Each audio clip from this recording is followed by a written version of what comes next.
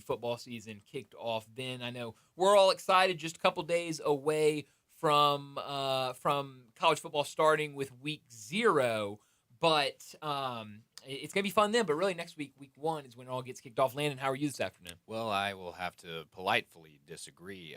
Week 0 is when it starts for me. That's right, because of Hawaii. We got the big Hawaii-Stanford game, prime time on CBS, but I'm going to choose to ignore that comment and say I'm doing pretty good today.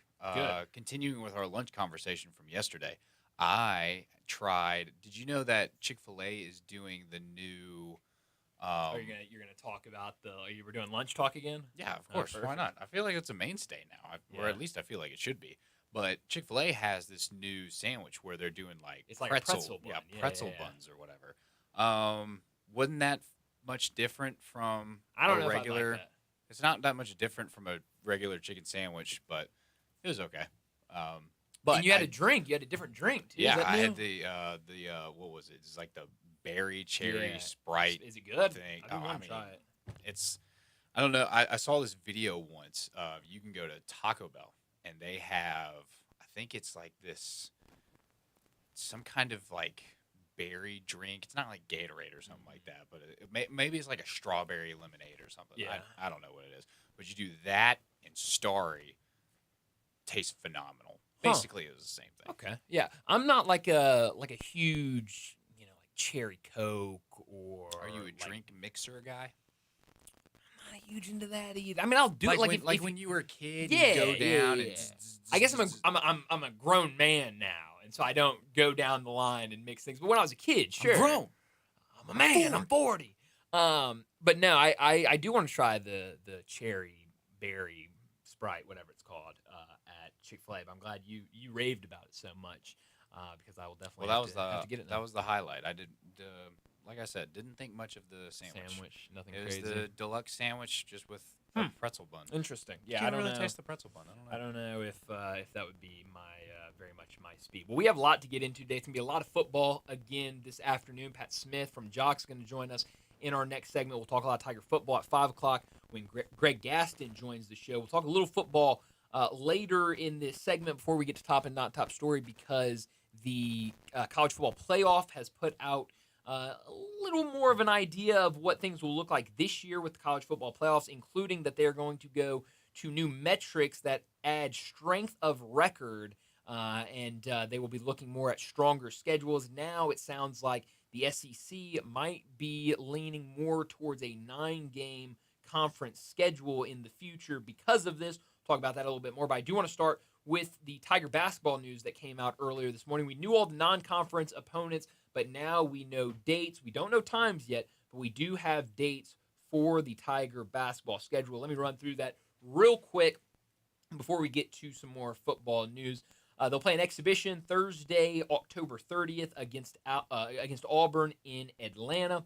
Saturday, November 8th, they'll start the season at home against San Francisco. Tuesday, November 11th, they'll be at Ole Miss. Sunday, November 16th, home against UNLV. Thursday, November 20th, they'll play Purdue. That'll be the first game of the Baha Mar Hoops Invitational. Friday night, the next night, November 21st, they'll play the second game against Texas Tech or Wake Forest. Wednesday, November 26th, they'll play at home against Southern Illinois. Wednesday, December 3rd, home against New Orleans. Saturday, December 6th, home against Baylor. Saturday, December 13th, at Louisville. Wednesday, December 17th, versus Vanderbilt. Saturday, December 20th, at Mississippi State. Monday, December 22nd, home against Alabama State. And then we know about the Saturday, February 14th non-conference matchup at Utah State. Couple things that jumped out to me about the dates being released for the Tigers non-conference schedule. I think it is notable that they listed the Auburn exhibition but did not list the Arkansas exhibition. I do not think that means that it is no longer going to happen. I just think that it probably hasn't been finalized yet, and so they wanted to put the schedule out, but obviously didn't want to put on there the Arkansas game since it is not official. But I don't think that means that it's not going to happen. The other two things that jumped out to me, I wanted to look especially these couple of these first November games, especially that Saturday, November 8th, the first game of the season against San Francisco. It should be noted that the start of the college basketball season will start earlier that week. I believe either Monday or Tuesday will be the official start to the college basketball season. So Memphis will not play until that Saturday. So we'll have to wait a little bit of time after the rest of the country is starting the season for college basketball before Memphis gets started on November 8th. But I want to look at that matchup in particular because that is really the only Saturday matchup until college football will be done, at least regular season college football will be done. Saturday, November 8th, the season opener against San Francisco.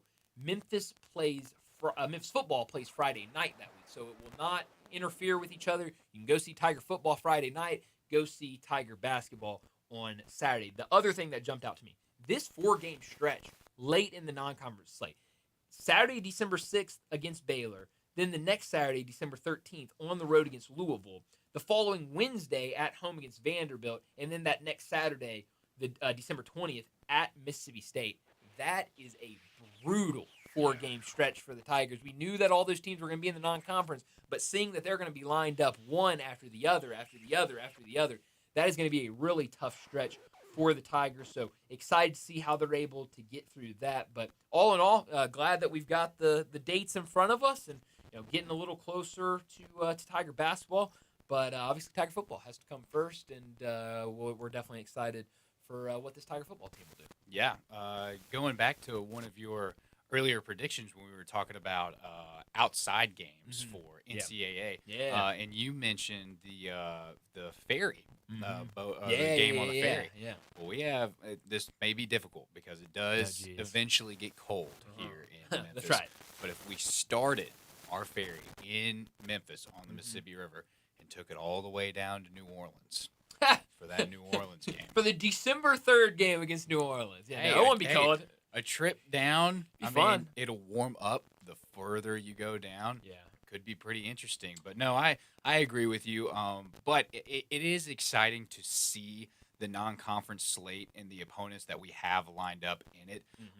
Definitely makes it far more exciting because, we've been very outspoken on this show, basically every show here on Sports 56, about how the American Conference is just, these are not teams that you're excited to see come in and play and go against. So now the fact that you have Louisville, you have Vanderbilt, you have Mississippi State, Baylor, you have all of these teams that now you're seeing this year, even earlier in the season, a lot of SEC teams, a lot of SEC exposure, and that's really where, no matter what sport it is, that's where the highest level of competition is coming from. And to see that on our slate has got to be exciting.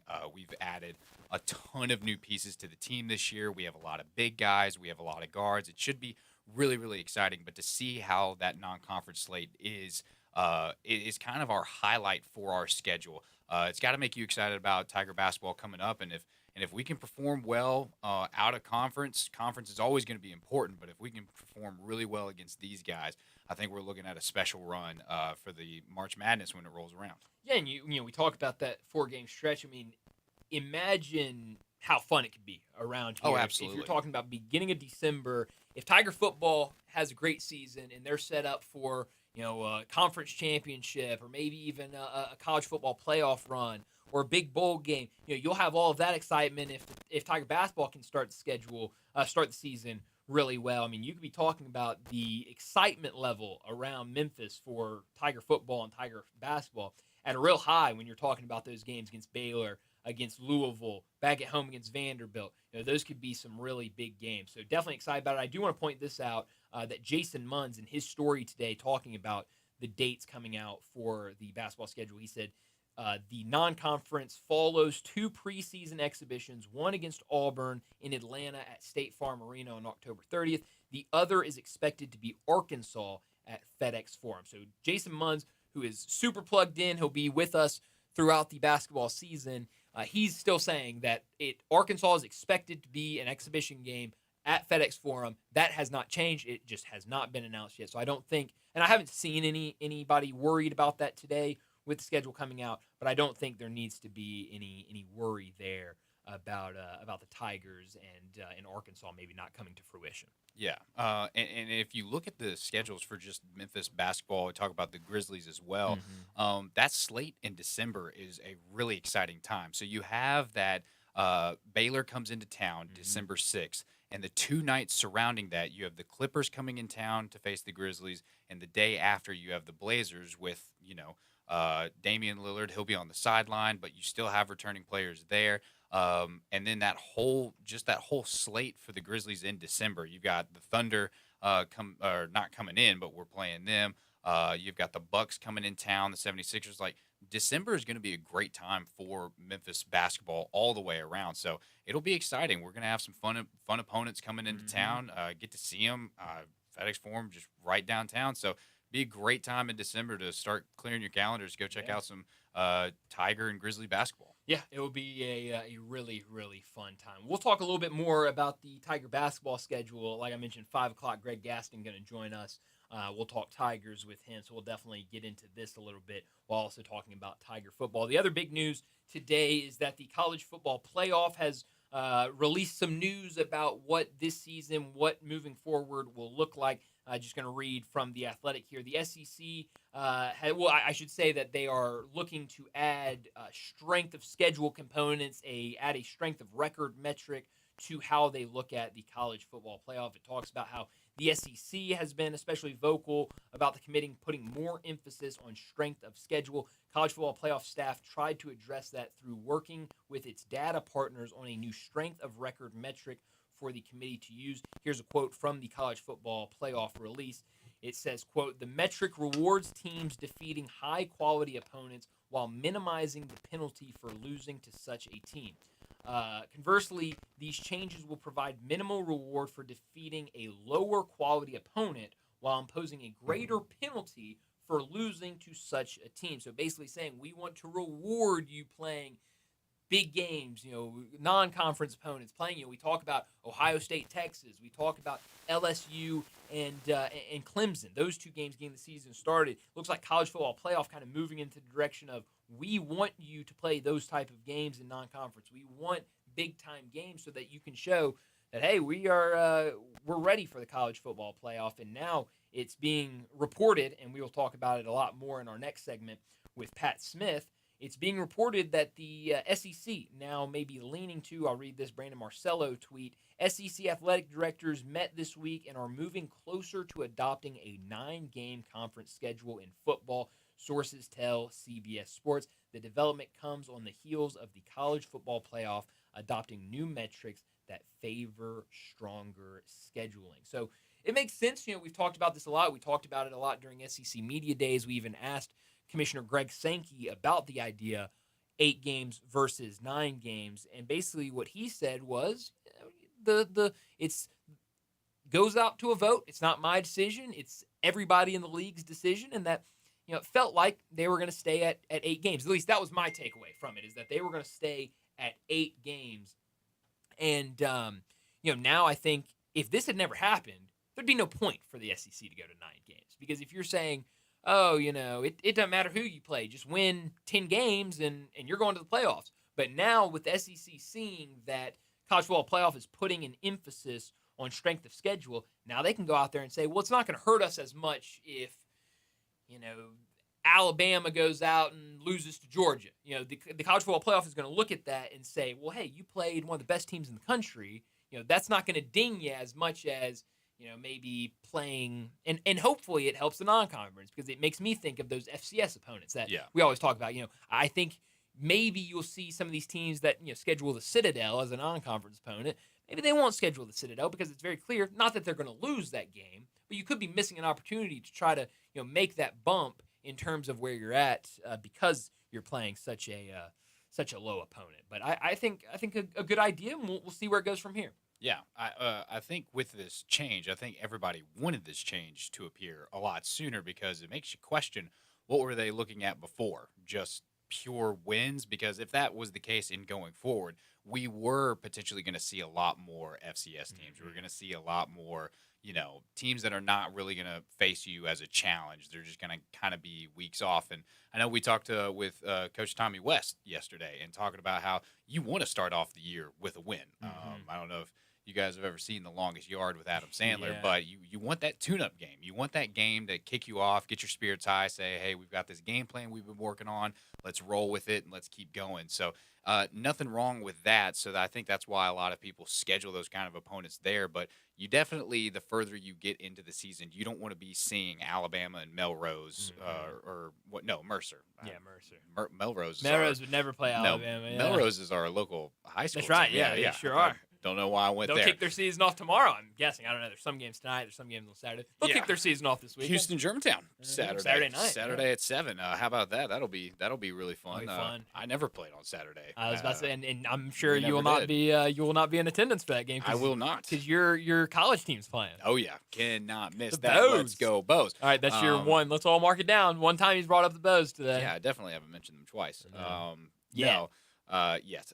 But yes, that's but that's good. I'm glad that we're moving in that direction because I mean, each and every single week you're gonna have the primetime slots filled with games. I mean, that's just how it is. I mean, you have week 0, you have a couple of games. Look, I'm not gonna say that my team is the one that's the big draw that everybody's gonna be sitting on the couch expectantly waiting on that team. But hey, CBS. Maybe they will. Big 3 letters. Because I'm telling you right now, my top story tomorrow, I'm giving you the history of why you should be fired up for this game.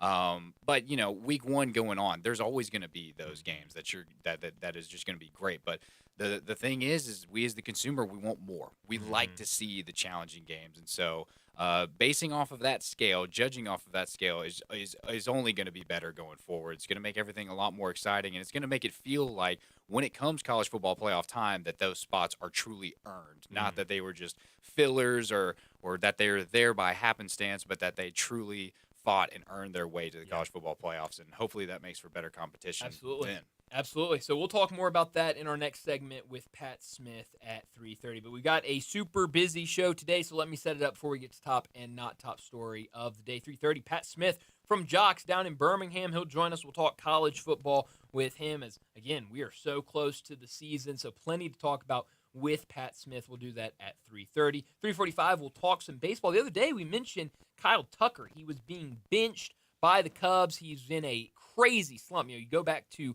I believe it was July 1st. He was batting like 189 with 1 home run and a handful of RBI. They decided to sit him. Now it's being reported that he has been dealing with a hairline fracture in his hand. We also have a lot of day baseball going on today, so we'll talk a lot of baseball at 3:45. 4 o'clock, Keith Smith from Spot Track and the Front Office Show. He'll join us to talk the NBA. Plenty to get to there as the NBA season, we continue to get more and more news about it. We had the schedules last week when Keith joined us, and so we'll talk about a little bit more off-season news around the NBA with Keith Smith at 4 o'clock. 4:30, we'll talk some football. Still a ton of news coming out, especially on the quarterback front. Feels like every single school is announcing who their starting quarterback will be for week 1. We'll talk a little bit about that. We'll also talk some NFL because we got preseason action tonight in the NFL, the final week of preseason play. We'll talk a little bit about that at 4:30. 4:45, we get to big number of the day. 5 o'clock, Greg Gaston. He'll join us. We'll talk Tigers, a little football, a little basketball. We'll do that at 5 o'clock with Greg Gaston. 5:30, we'll get to what's trending, and at 5:45, we'll wrap up today's show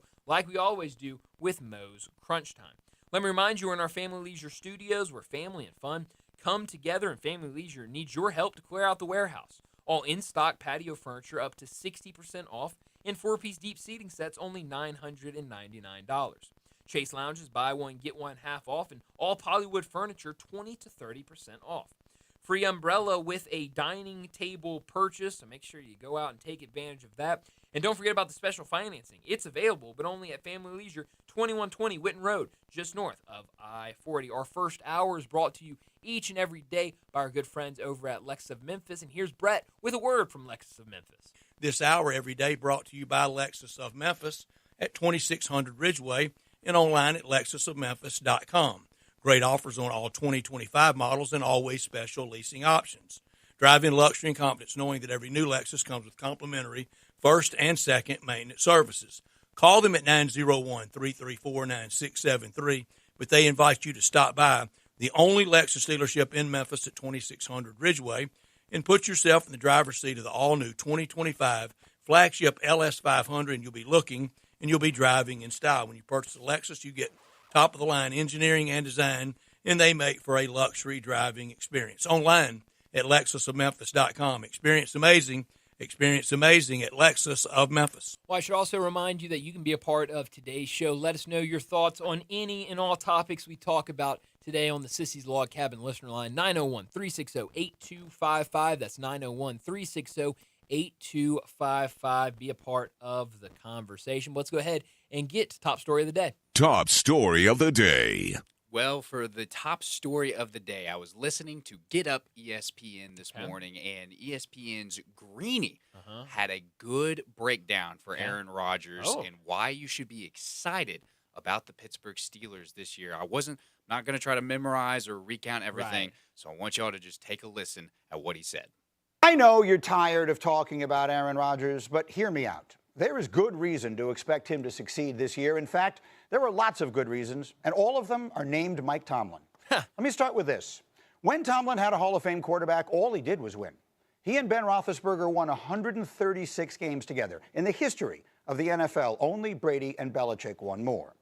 Now, I can already hear you. Rodgers isn't that player anymore. Okay, fine. Tomlin is 47, 37, and 1 without Ben. That is an average of 10 and 7 per year with Kenny Pickett, Mason Rudolph, Russell Wilson, Mitch Trubisky, Devlin Duck Hodges, Charlie Batch, Justin Fields, Landry Jones, Mike Vick, Dennis Dixon, and Byron Leftwich at quarterback. You tell me, which of those guys Rodgers is not going to outplay? Mike Tomlin always overachieves. That's not an opinion, people. It's a fact. The Steelers have gone over their win total in each of their last 5 seasons, and they do it by winning close games. In those 5 seasons, Tomlin has won 65% of his games decided by 6 points or fewer. Rodgers and the Jets were 0-7 in those games last year. He is the perfect coach for what Aaron can still be. And here's one more thing. In Pittsburgh's 3 seasons post-Big Ben, they're 17-2 in games without a turnover. I'll give you one guess. Which quarterback has the lowest interception rate in NFL history? Me. Aaron Rodgers. Right. It's Rodgers. Oh, you nailed So it. in closing, let me simply say I have seen this movie before. In 2009, after playing for the Jets and being left for dead, a 40-year-old Brett Favre went to Minnesota, went 12-4, and made the NFC title game. So are you telling me that history can't repeat itself? I would say don't bet against it. I mean, hey, I feel like when you hear that breakdown, you got to have the expectations that the Steelers are a playoff team. Not saying that they're going to win, not saying that they're making a Super Bowl appearance, but that they will be good enough this year to make a playoff appearance. They have all the pieces. Now it's just time to do it. Well, it's kind of what we always say. Mike Tomlin, if you know one thing about him, it's that his team's going to win 9 games. I mean, He doesn't lose. Consistency. He's not going gonna to lose. No, so I think you're right. With Aaron Rodgers as your quarterback, I think you should have high hopes for the season. Well, my top story of the day, it is definitely this news coming out from the college football playoff that they're going to put more emphasis on strength of schedule, that we're going to have metrics that they use that are going to value the strength of schedule, the strength of record. And I think that is important. I think that's big. And now you're seeing conferences look at this, specifically the SEC, that feels like we were never going to get a decision, 8 versus 9. And now it seems like with this news, the SEC is looking at it and saying, we got the toughest conference in the country. If we play 9 games, that's going to look good for the committee. Maybe it gets us more teams in there. So now it sounds like the SEC, according to Brandon Marcello, according to Ross Dellinger, according to a lot of people that cover college football, the SEC, they have met this week and are moving closer to adopting a 9-game conference schedule in football. Not top story of the day. And you got to be excited about that. Gotcha. We're moving in the right direction. We've gone so. to straight seeding with the playoffs. Now we're going strength of schedule. They're making all the right moves in all the right places. My not top story is the Browns continue to make headlines with their quarterback room. This Saturday, we are set to see all 3 active Browns QBs. We'll see Flacco on the field, then we'll see Gabriel get out there, and Shador, who apparently is over his little oblique problem, shall make a comeback to the game. Barring a setback, Shador looks like he will be out there completing the game for him this Saturday, as he missed the Eagles' joint practice all week, and that was a coach's decision. But the big controversy was the statement that Dylan Gabriel made about entertainers and competitors. And it was said that this was not directed at Shador, though many believe that it was. Here's what Shador said on the matter. He said, "Honestly, I don't even think about nothing. I don't think about anything. If it's not words or anything at this point, it can't do anything to me. I know that God put the ability and power within me to not even think about nobody else's comments, not care. It is what it is. I spoke with him. He told me on the plane. He came up. He was like, nah, bro, it wasn't at you. I'm not tripping. Regardless of whatever it was, nobody's words or anything affects me. Even Colin Cowherd on his show says that statement was directed at people like him, entertainers, people that talk, people whose sole job is to entertain us with all of these things. So it seems that Shedeur is settling in Cleveland, and his responses, I gotta say, sound far more mature, and it seems that he's tuning out the noise, which is always something you like to see. Now, we can talk about this more probably at 4:30 when we talk more football, but I'm seeing this story coming out on Yahoo Sports. Browns cutting Shedeur Sanders or Dylan Gabriel, chance increases with update from Kevin Stefanski. There you go.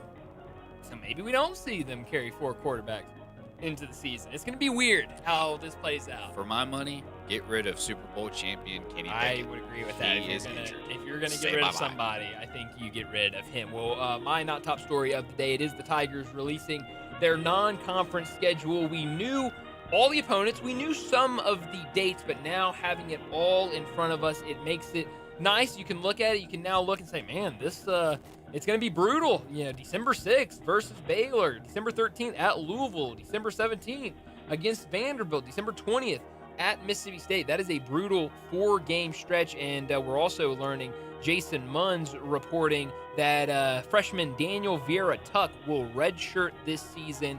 According to his father, Jason Munn has since said that the university has confirmed that to him. There's been transcript issues from Daniel Vieira-Tuck's time at Imagine Learning Excellence Academy, and it's hampered his eligibility status. His father said that the school filed a waiver request with the NCAA in an attempt to resolve the issue. It was, quote, partially approved, hence the red shirt, according to his father in a text to Jason Munns at the commercial appeal. So Daniel Vieira-Tuck will redshirt this upcoming season. This is a guy that was originally going to be a part of last year's team, but again, these transcript eligibility issues got in the way. He went to overtime elite last year. Very raw. I didn't really think he was going to have much of a role this season either way, but now we know he will be redshirting the upcoming season. That'll do it for top and not top story of the day. We need to get to our first break, and when we return, we're heading down to Birmingham. Pat Smith from Jocks,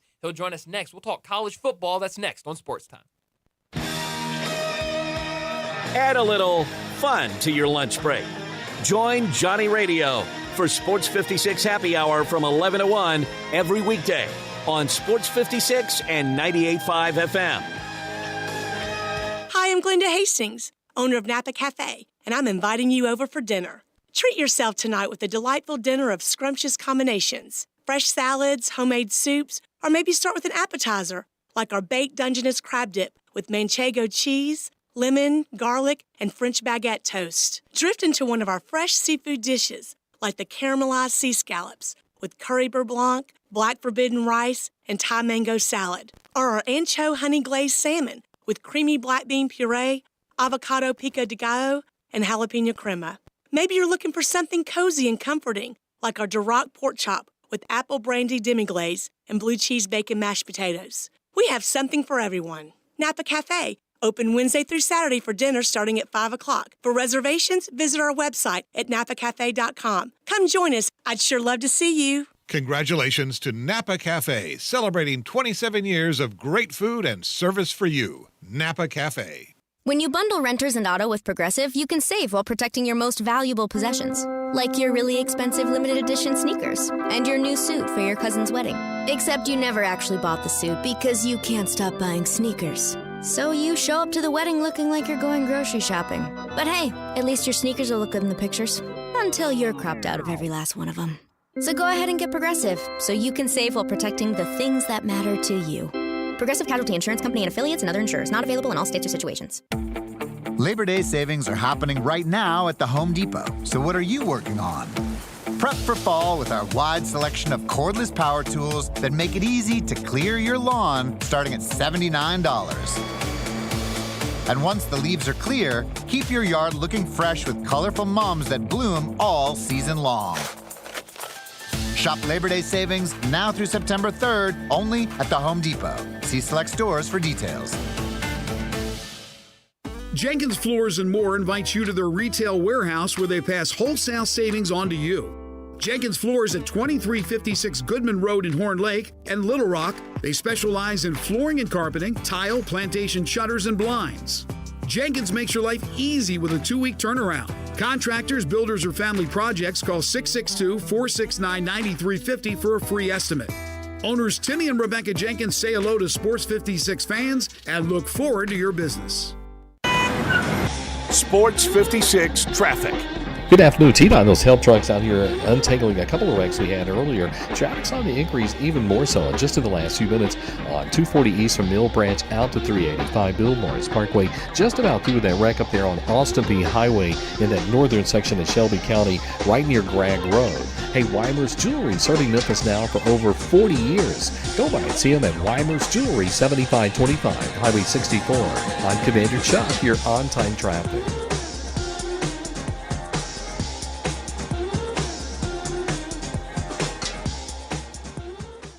Now back to Sports Time on Sports 56 and 98.5 FM. This hour is brought to you by Lexus of Memphis. Here are your hosts, Brett Stats Norsworthy and Bryant Dacus.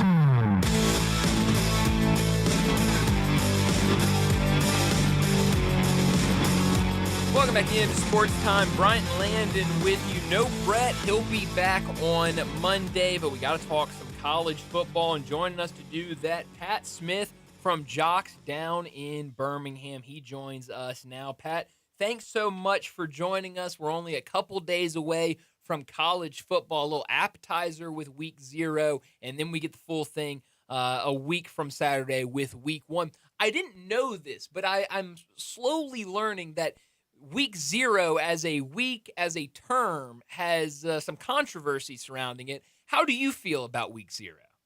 I love it. I honestly did not know till about, a couple months ago that technically speaking, if anybody wants to play a week 0 game, like you have to go through this convoluted process to get someone at the NCAA to give you the okay to do that. I just had always thought, well, heck, if you want to play a game a week early, go for it. I've talked to some coaches around college football, and they've told me that they would love to play the week 0 game because most of the time they get week 1 off. So you kind of get your feet wet a little bit, and then you're able to go back to the drawing board and try to figure some things out. But for me personally, I've always loved it.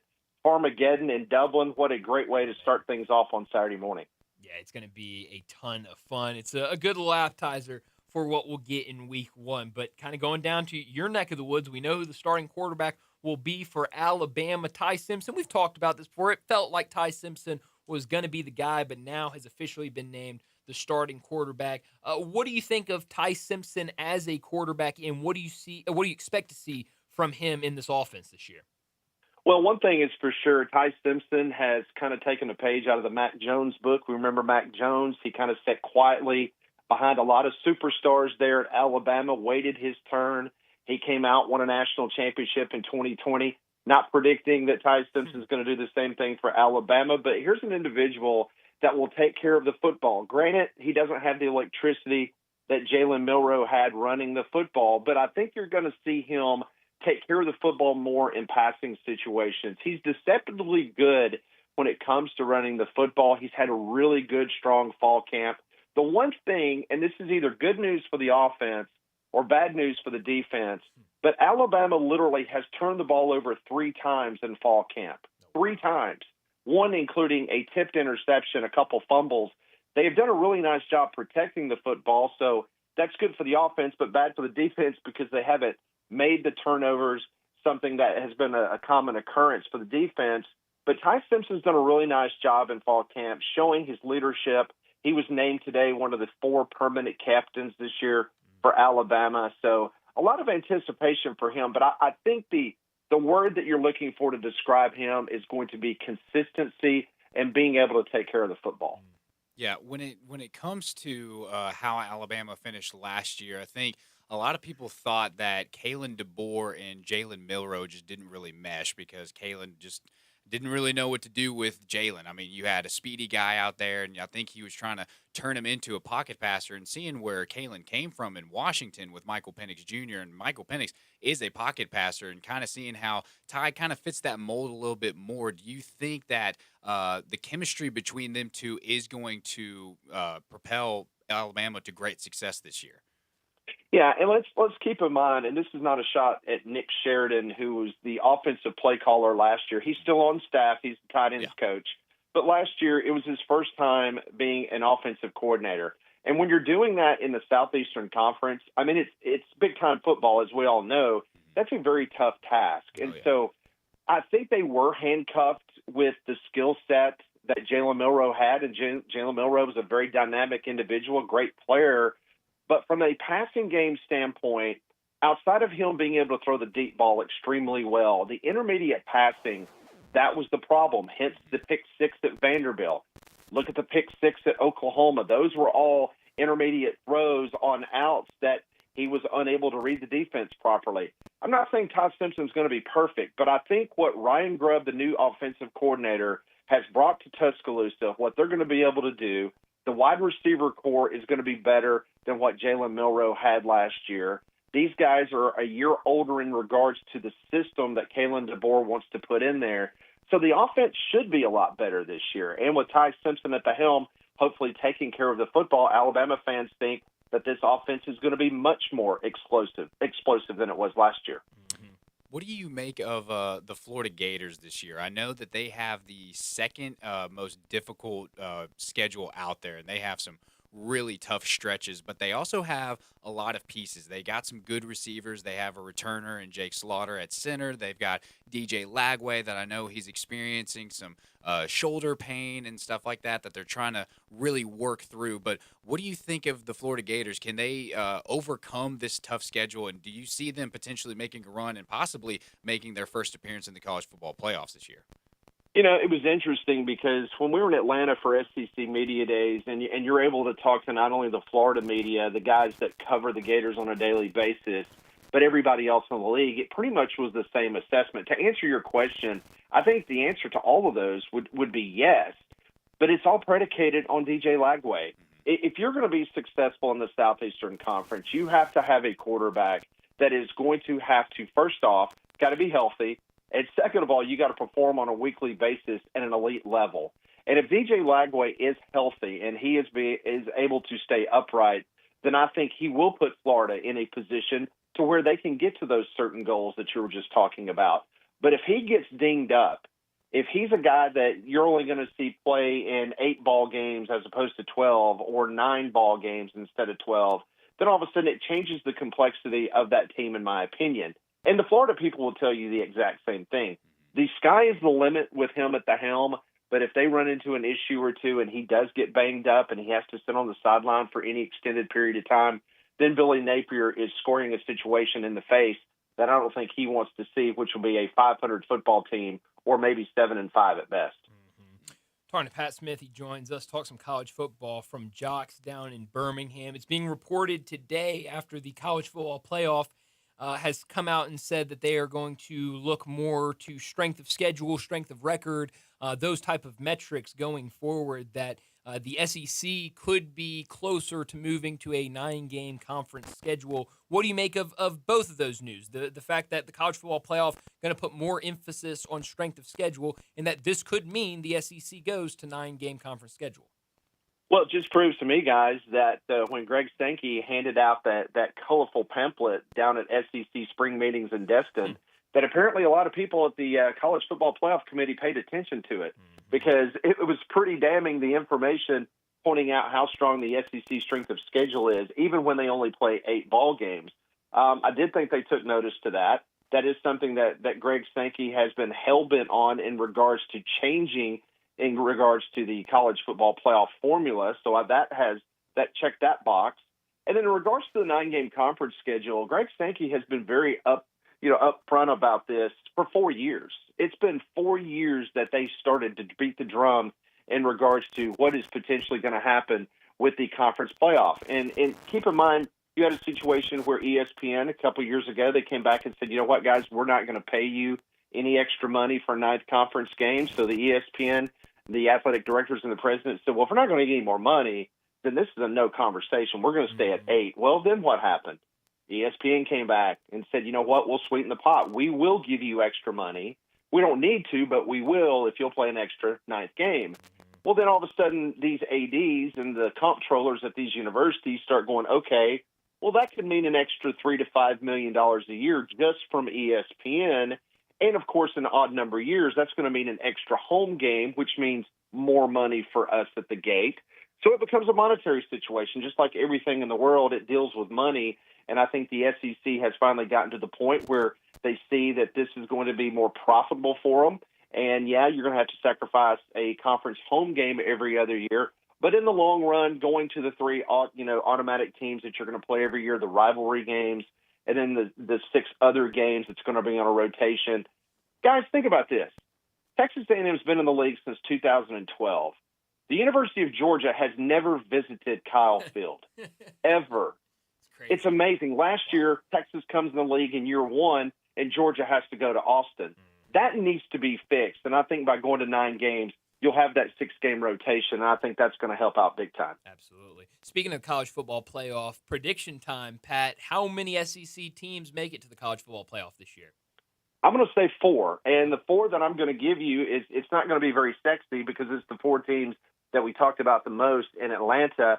I believe it's going to be Texas, Georgia, Alabama, and LSU. I think those 4 teams are going to be the creme de la creme of the conference this year. It would not shock me if we get to maybe early part of November and you might have a couple other teams that's in that conversation. But if I was a betting man, which I've been known to place a wager or two, I would have to say that those 4 teams are my teams to make the college football playoff from the conference. I like it. Who's the best quarterback in this conference? I think it's Nussmeier. That's who I voted for. I just think the intangibles that he has is incredible. I think they're better than Arch Manning, what I've seen so far. I think Lenora Sellers is getting a lot of pub, and I'm not saying he's not a good quarterback, but, give me Nussmeier first, then obviously give me Arch Manning down in Austin, Texas. Yeah, well, it's going to be fun to see how these guys, and you talk about Arch Manning, we haven't seen a ton of them, but he's going to have to show it in week 1. Ohio State, we're really going to learn what he looks like as a starting quarterback. But, Pat, you're going to be joining us regularly on Thursdays throughout the college football season. I know we're so excited to have you with us. And next week, we'll be breaking down week 1 and breaking down games. No, it's going to be great. And listen, it's great to be on in Memphis. And Memphis is the sister city to Birmingham. You guys love college football as much as we do, and I'm looking forward to visiting with you and Brett each and every Thursday. Absolutely. Well, Pat, thanks as always for joining us, and we'll talk to you again next week. Sounds good. See you guys. Thanks, Pat. Thanks, Pat. Pat Smith joining us from Jocks down in Birmingham. It's going to be a lot of fun having him on with us every Thursday. Break down a lot of these games, talk the SEC, and really we can even go further than the SEC. We talked a lot about the SEC with him today. But especially down there in Birmingham, it's a lot of talk. Should have asked him about Auburn. Should have asked him about Hawaii. Well, I don't know about that, but should have asked him about Auburn. It's the primetime game on Saturday. And the quarterback. I mean, it is. I'm not going to argue that, but I'm just saying I don't know how much Pat wants to talk about Hawaii and break. I have to exercise a lot of self-control and want to talk to these people about. Hawaii, I'm sure. But no, it's gonna be fun, and with Alabama and. Obviously, Ty Simpson going in, but I think a lot of people expecting them to turn things around this year and make the college football playoffs. And then with Auburn, what happens there? Jackson Arnold is down there, and he got 3 QBs. Hugh Freeze saying he's going to play he could play 3 quarterbacks in the season opener, but obviously Jackson Arnold is their guy. I saw a video today. It's awesome. Thank you. Auburn Anonymous. So take that for what it is. This video, and I don't want to play it or anything because I've not vetted this video to make sure that it is all clear. But in this video, it was a little clip from their podcast, said that Jackson Arnold would be the 3rd best player in Auburn football history. He would be? He will be. Oh, will be the 3rd best quarterback in Auburn football history. This is what the tweet says. Jackson Arnold has what it takes to lead Auburn to the college football playoff, be a Heisman finalist, and be one of the greatest players to ever wear an Auburn uniform. And in it, one of the guys says he will go down as one of the best top 5 players in Auburn football history, only behind Cam Newton and Bo Jackson. He'll be the 3rd greatest Auburn football player ever. Nobody catches Bo. Or Cam, for that matter. Or Cam. That's mighty high praise coming from this guy. High bar. I don't think there's a lot of people who are that high on Auburn this year. No, not at all. I don't think anybody is. Not at all. I think this guy's looking for clicks. If you go down his thing, Hugh Freeze, SEC Coach of the Year. Alabama Alabama will not be over 8-4 this year. I think he's looking for clicks. So I think maybe the click machine. That's okay. Well, Auburn Anonymous. There you go. He's doing a good job at it. He's doing his job, right? We're talking about him. Georgia is not the dominant powerhouse that they were 2 to 3 years ago. Auburn is better than UGA this year and will prove it on October 11th. Yeah, you should have looked into this account. Well, it's hilarious, though. Like, it's just so funny that someone would even say that. Arnold, all right. Jackson Arnold. It's what I woke up. It's what I saw. Like, it was one of the first things I saw when I woke up this morning was Jackson Arnold's going to be the 3rd. The Auburn Tigers will go 11-1. I love that. Although we should ask Tad about it. Shame on me. With their one loss to who? Does he mention? You'd have to click onto his. Yeah, watch the video. He'll go through it. He'll explain it to you. Very good. I bet it would be Alabama. No. You think an Auburn? He wouldn't admit that. An account that he won't admit it. Auburn is going to say we're going to be 11-1 and our loss is going to be to Alabama. No, it's going to be we're going to beat Alabama, we're going to beat Georgia, and we're going to lose some random game. I don't know. But that is, I love it. I love fan pages. They are the best. Well, let's get to another break, and when we return, we got to talk some Major League Baseball. That's next on Sports Time. Broadcasting from the Family Leisure Studio, we are Sports 56 and 98.5 FM. At Jason's Deli, when you're dining in or picking up curbside, you can expect wholesome food and no surprises, just delicious sandwiches, crisp salads, and quick quality meals made with the freshest ingredients and no artificial trans fats, MSG, high fructose corn syrup, or artificial colors and dyes. Around here, a lot of thought goes into what we put into our food and what we take out of it, because you're not just taking a bite, you're getting a taste of who we are. New items are constantly being created to expand our menu for all tastes and special diets with vegan and gluten-free options available. Convenience and on-time delivery you can count on. It's just a click away at jasonsdeli.com, so whether you need to feed 5 people or 5,000, the team at Jason's Deli, they have the credentials and the commitment to keep you satisfied. Freshness is nearby at Jason's Deli with locations at Ridgeway in the Park Place Center, Poplar and Highland, Germantown Road in Cordova, and on Goodman Road in Olive Branch. Jason's Deli. It's wholesome food and no surprises. Hey, Mid-South, I've got him on the line. Rockin' Ronnie at Gossett Hyundai South on Mount Moriah. And Ronnie, you're right in the middle of the Hyundai Getaway Sales event. It's happening right now. Hey, what's up, man? Randy, I've got huge discounts and less wait time for service than anyone in town. Huge discounts and less wait time for service. That's a big deal. Now tell me about that Hyundai Elantra. I've got a 2025 Hyundai Elantra. Buy it for $23,565 or $229.60 per month. Plus, get advanced tech features along with 3 rows of comfort in a new 2025 Palisade calligraphy at $5,000 off MSRP or 0% for 60 months is available. And you always get America's best 10-year, 100,000-mile powertrain limited warranty. So it's time to get to Gossett Hyundai South. Ask for Rockin' Ronnie at 2660 Mount Moriah or shop online anytime. HyundaiMountMoriah.com. Palisade SU 952-281, MSRP 56,960. Elantra SU 052-733, MSRP 24,000. Includes all rebates and incentives. PF 895 excludes tax on license. See dealer for complete details. Offer valid through end of the month. Approved credit dealer stock only. Must finance through 8 May. Nestled in the heart of East Memphis, located corner of Park and Cherry, is a beautiful residential neighborhood. I'm here at Town Village Audubon Park interviewing a new resident, Carolyn. Share with us why you chose Town Village. Well, if your parents or special friends need to make that big move, let me share with you my experience. It was tough for me to leave home, but then I discovered Town Village. I would like to highly recommend Town Village to you and your loved ones. After looking at all the amenities and meeting all the people and staff, I was hooked. From restaurant, bistro, 3 meals per day, housekeeping, transportation, security, health care, physical therapy, exercise room, and even a heated pool and spa. Come see us and make your new home at Town Village. Visit us and call Daniel at Town Village Audubon Park at 901-374-7342. There's no place like home, Town Village. Progressive presents Employee of the Month. Small Business Edition. Today's recipient from Michaela's Mobile Spa, Michaela! Michaela got a quick business insurance quote from Progressive and chose from over 30 customizable coverages. Sure, it helps she's her only employee and does literally everything, but while others would rest on their laurels, Michaela was hard at work saving big. So take that, hypothetical other employee who doesn't exist. Be your own Michaela.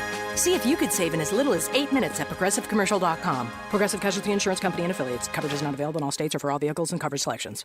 Get travel ready in your new Mitsubishi from Gossett Mitsubishi on the Pike. 2024 Mitsubishi Mirage. Car and driver's best. Buy for $16,425. Gets 39 MPG. 2025 Mitsubishi Outlander. We Gossett. $31,105 or $399 per month. More head and leg room plus longer warranty and lower price than Toyota RAV4. 2025 Mitsubishi Outlander PHEV plug-in hybrid. Combined range 420 miles, better warranty, more electric range on full charge than a Toyota RAV4. Outlander PHEV $39,115 or sign and drive for $396 a month. Plus peace of mind with 10-year 100,000-mile powertrain limited warranty. That's Gossett Mitsubishi, 1870 Covington Pike. Online MemphisMitsubishi.com. If you want it, we Gossett and Gossett Motor Cars. Outlander SU 32343, MSRP 36105, PHEV SC 00816, MSRP 42615, Mirage RHO 378,839, includes all rebates and incentives. PF 895 excludes tax, title, and license. See dealer for complete details. Offer valid through end of the month with approved credit dealer stock only. Now back to Sports Time on Sports 56 and 98.5 FM. This hour is brought to you by Lexus of Memphis. Here are your hosts, Brett Stats Norsworthy and Bryant Dacus.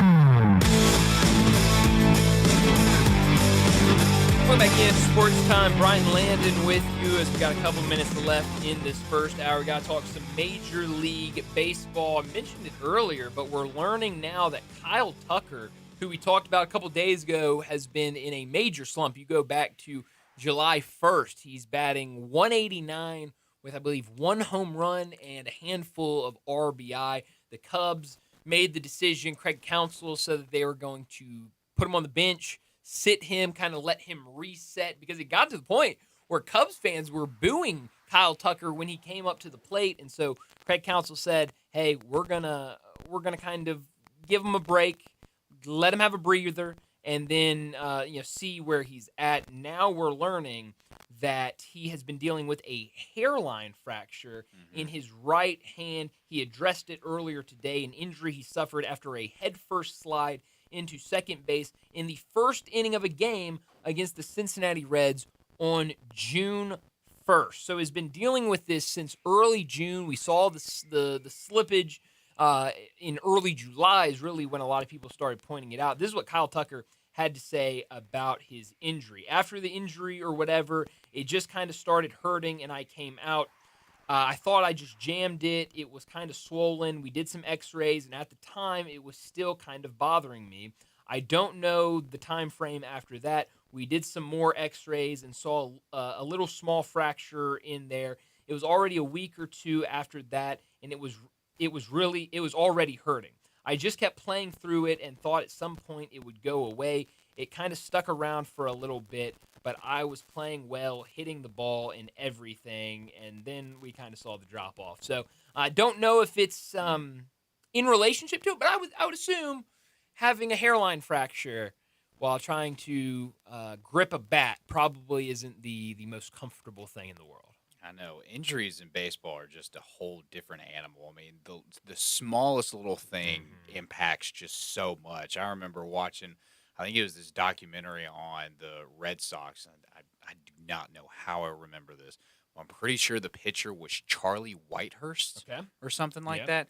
And he was a knuckleball pitcher. Like, you'd get it in there, and I remember he split one of his fingernails, and the dude was out for like a month or whatever. So injuries in baseball hit a lot different, and so I would say that definitely attributes to it, because Kyle Tucker has been playing really, really well, and now it just seems like it's a different ball player out there. I think he's only been recording a few singles in the past few weeks. Other than that, he's just been walking and getting out every time he's at bat. So, hairline fracture in the hand, definitely not going to assist you in any type of way. So, absolutely not. Good call to sit him out. I think he needs a good little rest, get healed up, and then get him back out there. And hopefully the Cubs can keep on winning without him. Yeah, and I believe, I'm looking now, I think he might be back in the lineup today. He is back in the lineup today. He's currently 0 for 3 with a walk in their game, top of the ninth against the Milwaukee Brewers. He was asked about, is this something that you're still dealing with? Is it something that is going to is this in relationship to the struggles? Are you going to sit with this? And he said, I'm pretty much past it. It's fine. I've been playing the whole time anyways, and I'm feeling good. I'm all right. So, we'll see if he can maybe get out of this slump because it's absolutely a real thing. Another thing I want to bring up before we get to a break, a name to watch in Major League Baseball, a young pitcher, Hurston Waldrop, the starting pitcher for the Atlanta Braves, 23 years old. So far in 3 starts, 4 games in Major League. He is 4-0 this season. He made a couple more appearances, starts last year, but just this season, in 3 starts, 4 games, he is 4-0 with a .73 ERA. He got the win last night over the Chicago White Sox, a 1-0 win for the Atlanta Braves, a game where he went 7 innings, gave up 4 hits, no runs, 1 walk, and 7 strikeouts. You look at his strikeouts. 7 strikeouts last night in 7 innings against the White Sox. Before that, 7 strikeouts in 6 innings on the road against Cleveland.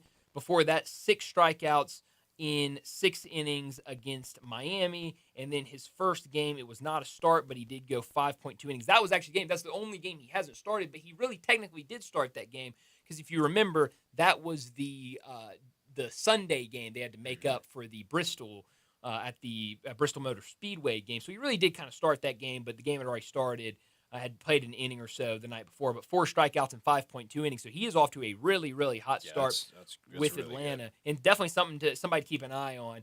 Was pitching really well in AAA before they called him up, and so now he's doing his thing with Atlanta. Today, a lot of day games around Major League Baseball. Your Mets up 2-0 right now over the Nationals. Lead off Lindor. How about that? But outside of that, not a lot of games tonight. You've got we don't need any other games. 2 games that start at 6:15, 1 game that starts at 6:30. Outside of that, no more games the rest of the day. So Thursdays, it's kind of what we expect with a little bit of a limited slate, kind of a travel day for those guys. But we need to wrap up this hour and get to a break. When we return, we will talk some NBA. Keith Smith from Spot Track and the Front Office Show, he'll join us next.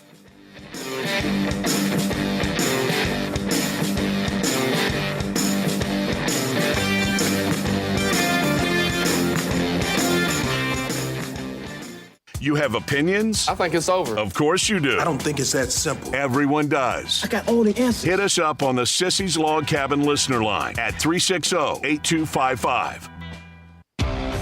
Visit Frontier Western Store today for new shirts and boots. Frontier is your top Carhartt store in the Mid-South. There's thousands of in-stock shirts and jeans. They have the classic K87 pocket tee in every color they make, including new ones just released. Available small to 4X. Want new jeans? Frontier has you covered with super tough work denim by Carhartt. And you've got to check out their selection of Ariat jeans for men, women, and children. You'll love how easy it is to find the size and style you need. Have you seen Frontier's remodeled world-famous boot showroom? It continues to expand. New styles by Ariat just arrived, plus plenty of in-stock proven classics too. Whether you need work or dress boots, trust that Frontier's the place to come. See thousands of pairs of Ariat boots and thousands more by Dan Post, Corral, Durango, Rocky, Twisted X, and others. And Frontier's pricing is lower than online and chain stores, so you know just the local shop to visit. Frontier Western Store, 5880 Goodman Road in Olive Branch, and on the web at frontierwesternstore.com. Locally owned and operated since 1967. Make this the summer event you've been waiting for at Gossett Chrysler Dodge Jeep Ram Fiat on the Pike. Get turbocharged performance in 2025 Dodge Hornet GT, 25757 or 30756 a month. Get off the beaten path in 2025 Jeep Compass Latitude, 4-wheel drive, 25936 or 31022 a month. And a big job needs the big boy. 2025 Ram 1500 Tradesman Crew Cab, 5'7" box rear-wheel drive, $11,391 off MSRP or $472.88 a month. Plus 1.9% for 72 months is available. Drive past the rest, come to the best. Gossett Chrysler Dodge Jeep Ram Fiat, or shop online anytime at GossettMotorCars.net. If you want it, we got it at Gossett Motor Cars. All 84 months at 6.34 APR, $49.99 down. Hornet GT, MSRP $31,590. Compass SD 607,362, MSRP $32,160. SN 72,8346, MSRP $48,310. Includes all rebates and incentives. PF 895. Excludes tax title and license. See dealer for complete details. Offer valid through end of the month with approved credit. Dealer stock only. When life crashes into you, literally, NST Law doesn't just show up with a briefcase. They show up with heart. They sit with families after devastating wrecks, look them in the eye, and say, "We've got you." No scripts, no legal jargon, just real people fighting for real justice. If someone turned your life upside down, NST helps you stand back up. They've been doing this for over 35 years and have won billions for their clients. NST is the way to go. Call 683-7000 or go to nstlaw.com. Rick's Powder Coating, for a beautiful finish every time. Rick's Powder Coating specializes in automotive, ornamental, residential, and industrial coating. With 2 conveyor lines and the largest batch ovens in the Mid-South, Rick's can accommodate all of your powder coating needs. Locally owned and operated since 2002, Rick's Powder Coating will customize a beautiful finish just for you. Drop by or call to see how Rick's Powder Coating can bring color to your life. 901-367-2771 or rickspowdercoating.com. Listen each and every Sunday morning at 10 a.m. and join Ottawa Presbyterian Church for worship. Ottawa is a PCUSA church located in Midtown Memphis. Sports 56 traffic. Filling out paperwork on that wreck in North Shelby County. It's going to be on Austin B Highway at Gregg Road. Again, hopefully things will get to moving a little bit better up through there in the next few minutes. As traffic starts to build certain sections of Midtown on 240 South at South Parkway, we have seen plenty of radar today south of Memphis. Be careful traveling down 55 down through certain parts of DeSoto County.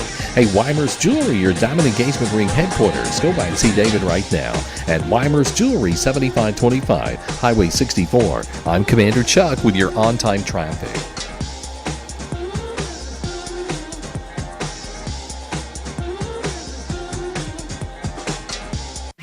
Broadcasting from the Family Leisure Studios, we are Sports 56, WHBQ Memphis, and W253DF Memphis. Now back to Sports Time on Sports 56 and 98.5 FM. This hour brought to you by Landers Ford in Collierville. Here once again are Brett Norsworthy and Bryant Dacus. Welcome back into Sports Time. Bryant and Landon with you as we start our second hour. We're going to get to Keith Smith in a second, but we do have breaking news. Ross Dellinger reporting that SEC presidents adopt the move to a 9-game league schedule. He has attached the press release from the SEC. I'll read it real quick. We'll get back into this at 4:30. SEC to implement 9-game conference football schedule in 2026. 9 SEC games plus an annual power opponent creates the strongest and most competitive schedule in college football. It will start again in 2026. We'll talk more about this in our next segment at 4:30. But right now, we got to talk some NBA. We do it every single week with Keith Smith. Time to talk NBA with Keith Smith from Spot Rack and the Front Office Show, and on Twitter X at Keith Smith NBA. Here's Keith Smith talking basketball with Bryant and Brett. Keith Smith joins us now from Spot Track and the Front Office Show. Keith, thanks so much for joining us. Plenty to get to this afternoon, but I want to start with the announcement we saw 2 days ago that John Wall has retired from basketball, from the NBA after an 11-year career in the NBA. He will now move and become an analyst with Prime Video for their NBA package.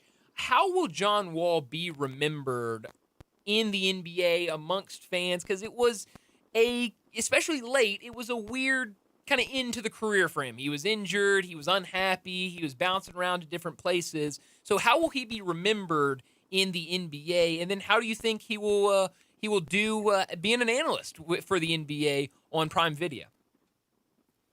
Yeah, I think for his career, it's going to be kind of when did you come in to John Wall? Like, if you were there from the beginning, people are going to remember this guy was an absolute blur with the ball in his hand. He was one of the fastest players with the ball that I can remember watching. He was just one of those Kentucky guards, which they did for a long time. Kentucky would crank out these guards that were just so fast with the ball, and they would just get going. So I think really good run there with the Wizards for a while. Really brought some not so great Wizards teams to decent playoff runs. He was just unfortunate that his entire kind of main portion of his career when he was at his peak was spent in the Eastern Conference going against LeBron James. And you were never going to win the East when LeBron was there, because that's just how it went for 8 years or so.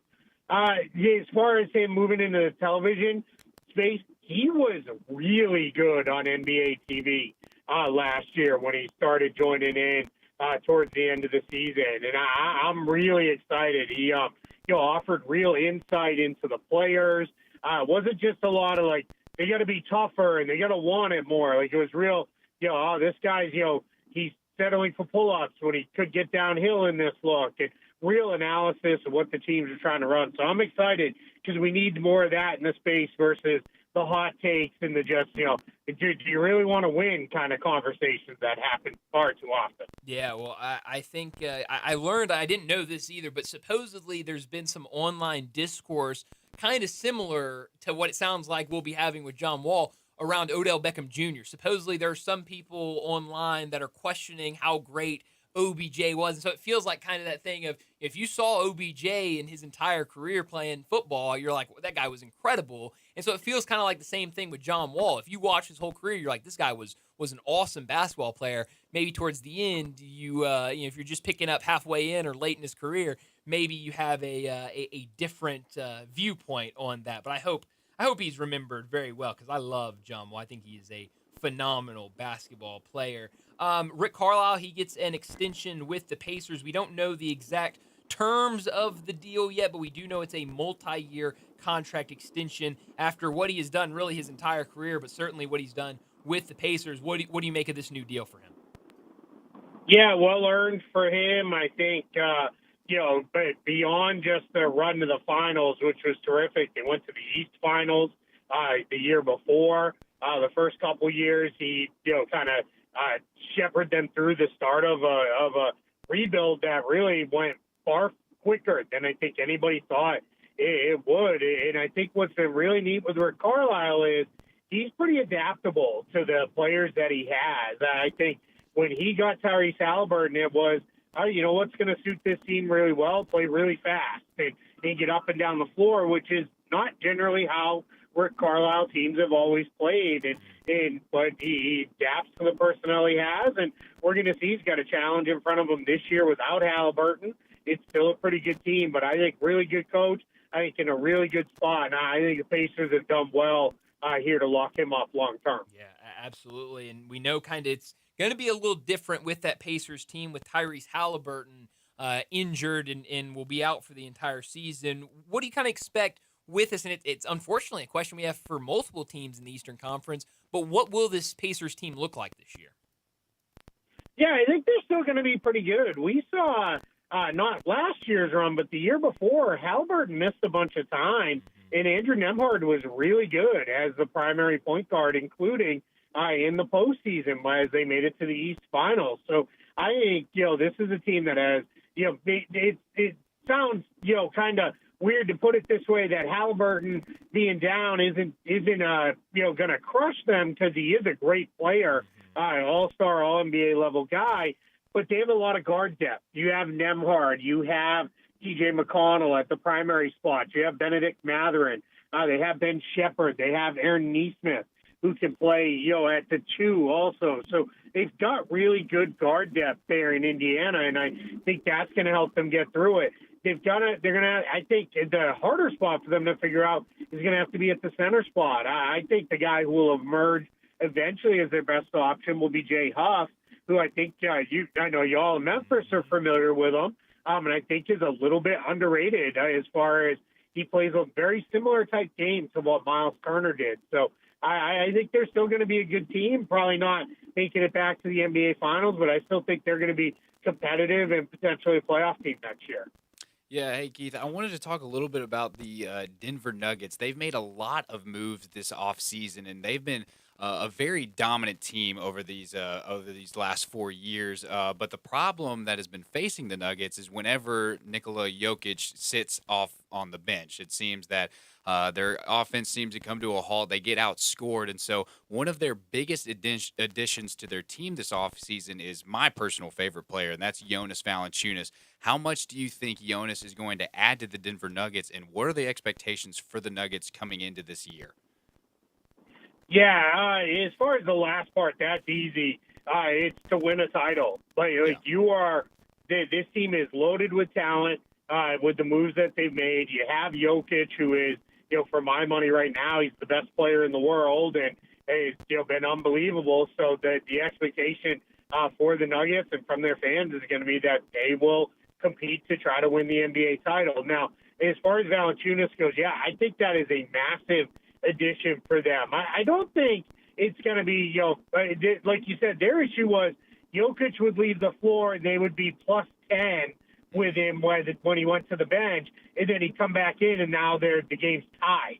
Now I think with Valanciunas, you're not necessarily looking for another plus 10, but what you're looking for is, hey, can we only be, maybe -4 while you're out there instead of, give it all back? And I think that's huge. I think for Valanciunas, too, at this point in his career, we've seen him embrace kind of a backup role over the last couple of seasons. So I think that's going to be really big. And I think he can give them, in the regular season, especially 15 to 20 minutes a night where he'll go out there. It's not going to be a big deal if he commits some fouls because you don't need him to play 30-plus minutes.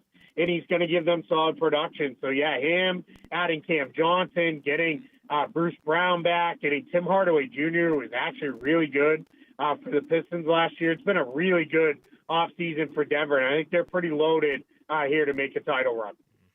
I want to talk a little bit about the Eurobasket, the FIBA Eurobasket competition that's getting ready to start. I want to talk about a little bit more, but Luka Doncic had a little bit of an injury scare in one of their warm-up games, and it looks like he'll still play after that scare, but it was big news over the weekend. What do you make of Luka Doncic, and kind of how is this work out between teams and the country teams of, hey, because if I'm thinking if I'm the Lakers, I might say, hey, Luka, you got to sit. We don't need you injured going into the season. How does that relationship work with these guys wanting to play for their country, but also, hey, we got a season in a month or two. I don't want you getting injured playing international basketball. Yeah, and to be clear, Luka is playing. He played this afternoon, I believe, in a warm-up game against Serbia. Nikola Jokic, and Serbia looks loaded going into this tournament. But yeah, no better. It's kind of odd because it's related to Luka, but no better person than Mark Cuban back in the day once said, "I don't want my guys playing in any of these tournaments, Eurobasket, Team USA." He doesn't want them. He's like, I want because he wants them there for the NBA. But the issue is most of these guys have clauses in their contract that say the teams can't bar them from playing. Now, if Luka was out there limping around and not doing good, I'm sure the Lakers, and as all teams do, they have personnel on site there to kind of monitor and watch. They would put a little bit more pressure of like, hey, what are we doing here with that? But these guys, especially Luka, has basically said every opportunity he gets to play for Slovenia, he's going to do it. When they won Eurobasket a few years back, it was such a huge deal for them because it's a relatively small country, and you had him and Goran Dragic leading the team to the championship. It was a huge deal. These guys really, really care about this tournament. So you're just not going to get these guys to not play. I'll also add, these guys play somewhere all summer long anyway, and there are teams that will tell you, I'd rather that they're playing this where it is they're playing one game every couple of days in this tournament. They're monitored by training staffs. The practices are very tightly controlled and all those things versus guys, playing in these informal pickup runs where they may be sometimes going 3-4 hour stretches and going pretty hard. And then all of a sudden a guy's coming up limping and everybody's like, what's going on with that? And it's just that they've wore themselves out a little. So it's kind of a mixed bag, but yeah, it's definitely not going to change. Yeah. You mentioned, we talked about Luka Doncic. You mentioned Nikola Jokic. A lot of big names playing in this competition. You mentioned they're playing their kind of warm-up games. When does this start, and kind of who are the big names to watch in this event? Yeah, it starts in less than a week. It's actually only a few days out. I think it's August, either the 25th or the 27th. I don't remember off the top of my head. But yeah, you mentioned a couple. Serbia has Jokic. They have Bogdan Bogdanovic. They've got a couple other guys like Nikola Jovic, who people know from playing with the Heat. And then you've got Luka in this. France has some recognizable guys. Rudy Gobert is not playing. Victor Wembanyama is not going to play this summer either, as he's still recovering, but they're still a tough team. Italy has Danilo Gallinari, former NBA player in this. Nikola Vucevic is playing for Montenegro. So if you tune in, you're going to see a whole bunch of guys you recognize and like, oh, okay, this guy, whether it's an NBA guy or somebody who you remember from their time in the NBA. And then Giannis is playing for Greece there, so that's going to be good. They're going to be a major contender to move on simply because they have him. So it's going to be a really fun, tournament. And the nice thing is, it kind of, if you're looking for some basketball to watch, it's going to be on. The games start pretty early in the morning on the East Coast, but they'll be on kind of throughout the day. It'll give you a little bit of that fix if you're kind of jonesing to see some of the NBA guys. Love that. I definitely need that. Do you know where you can watch these games? Yeah, it gets on me here in the States. Let's just put it the verified legal way to watch them is to sign up through Courtside. I think it's called Courtside 1891. That you can sign up for, and that's like FIBA's like partner here in the States. But you sign up there, and they'll have everything. The cool thing is, if you sign up too, you then get like the AmeriCup, which is what the United States will be playing in. Now they're sending a team of mostly G League guys to that, but you'll get all of the tournament in Africa. I think it's called AfroBasket. You'll see the Asian Cup just ended, but if you sign up on there, it's all the FIBA events are on there, so it's kind of worth a sign up for. Yeah, no. It sounds like a good deal, if you ask me. Talking to Keith Smith, he joins us every week to talk the NBA from Spot Track and the Front Office Show. There was a story out, I don't remember where the story was, it might have been in a couple places, but that the NBA and the Players Union are in favor of placing further limitations on prop betting. Obviously something that we've seen over the last couple of years with players being involved in gambling-related investigations. And in Jonte Porter's case and a couple of other cases, getting to the point where it is proven that they have been a part of this. Where do you think this is going, and do you think that the NBA and the Players Union can kind of find a way to crack down on trying to keep this out of getting NBA guys involved with player props and different things like that? Yeah, I think you're going to see them push really hard. And in the kind of, this is where them being partners with the gambling companies is, I hesitate to call it a good thing, but let's just say it's better than it was, because they can push them to say, hey, don't offer these types of bets, because they are partners in this, right? They're advertising partners.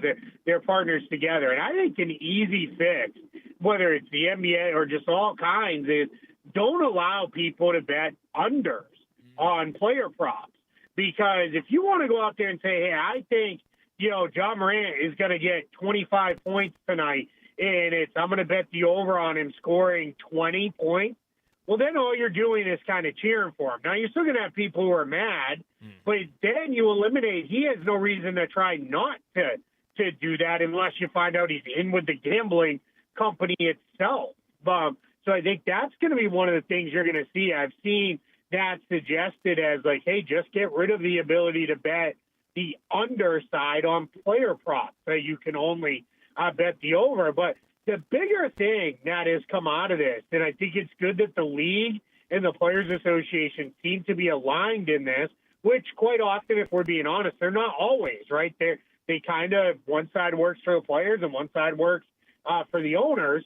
But it is that they are aligned and this has to be fixed. Neither side wants the vitriol put against the players that we hear. We've all probably been there at games or even sometimes in the post-game tunnels and the players coming off the floor. Team won the game and a fan's cussing him out because he lost a bet on that player. And it's gone way too far. It's gotten ridiculous. And I think you're going to see them really push to try to make that a thing, to do some reform there. Yeah, that's really interesting. I haven't heard the idea of not betting on unders, but I think that is a really good opportunity because it feels like all the cases we see, whether it's Beasley, whether it's Porter, any other ones, it is the unders that are getting bet and kind of the taking yourself out or doing this or doing that. So that's interesting. I like that. Go ahead, Landon. Yeah, the Bulls announced earlier, whether it was today or yesterday, I can't remember, but that they are going to be retiring Derrick Rose's #1 jersey on January 24th, 2026. What do you make of this news to retire his jersey? Yeah, I mean, kind of interesting, right? Because if you look back at Derrick Rose, we talked about it with John Wall. He had even a shorter peak than John Wall did.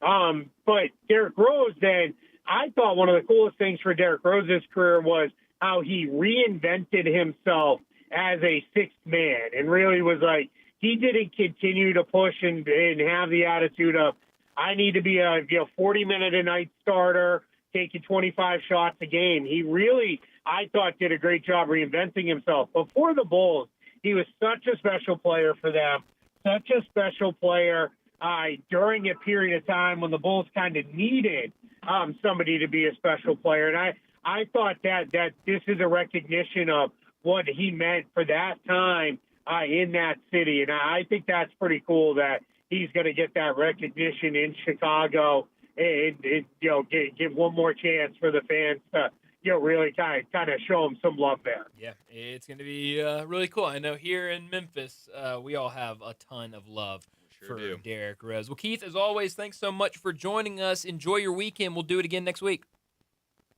Yeah, for sure. We're almost there for college football time. Yeah, we are. I know you guys are getting fired up and geared up. We'll see how my BC Eagles do this year. Yeah. We'll see. Yes, we will. Thanks, Keith. We'll talk to you again next week. Appreciate it. Thanks for having me. Keith Smith joining us from Spot Track and the Front Office Show. And that's right. Keith's a big Boston College fan. I don't think I've ever met a Boston. Well, I haven't met Keith, but I have never had a conversation with someone. Never had a conversation where someone was like, "Go yeah. Eagles." Well, same could be said about me. You've never had It's a conversation with somebody who's a white. It's a great point. It's a very good point. So you are maybe two peas in a pod. But he's also from Boston, so it makes a lot of sense. It does make a lot of sense. You just haven't talked to a lot of Bostonians, I guess. Well, one of my best friends in hye school was from Boston. Not a Boston College fan, though. No, Patriots fan, though. No doubt about it, Patriots fan. Yeah. But yeah, we're almost to the season. Not too far from getting preseason games and camp starting up in the NBA as well. We're going to get to a break here in a second, but before we do that, let me remind you about our friends down at Frontier Western Store. Family owned and operated since 1967, Frontier Western is your one-stop shop for all the biggest brands in Western wear. Check out Frontier's world-famous boot showroom. Whether it's work boots or dress boots, Frontier has you covered for the entire family with plenty of in-stock proven classics like Ariat, Dan Post, and Durango, and that's just to name a few. Frontier Western is also your one-stop shop for Carhartt in the Mid-South, but they've also got you covered with plenty of other brands when it comes to jeans, shorts, shirts, outerwear, whatever you're looking for, they've got it. But I mentioned jeans. If you need a new pair of jeans, well, Frontier has you covered. They've got all the brands from Ariat all the way down to Wrangler, and you'll love how easy it is to find the perfect size and style for you. Frontier's pricing is lower than online and chain stores, so you know you'll be getting the best deals. Head down to 5880 Goodman Road in Olive Branch and check out the entire selection. Open Monday through Saturday, 9 a.m. to 7 p.m., and Sundays, 1 p.m. to 6 p.m. Head down there and check out Frontier Western Store. Well, we need to get to another break. When we come back, we've got to talk some college football, including the news that just came out earlier this hour that the SEC is officially moving to a 9-game conference schedule. We have all the news and what's going to be coming to the SEC starting in 2026. We'll talk about that and more when it comes to college football and the NFL. We'll do that next on Sports Time. Sports 56 and 98.5 FM. Available locally on your radio dial as well as around the world online at sports56whbq.com. Take us with you everywhere by downloading the Sports 56 app. And at home, just say, Alexa, play Sports 56. Wherever you are, it's easy to stay tuned to Sports 56 and 98.5 FM.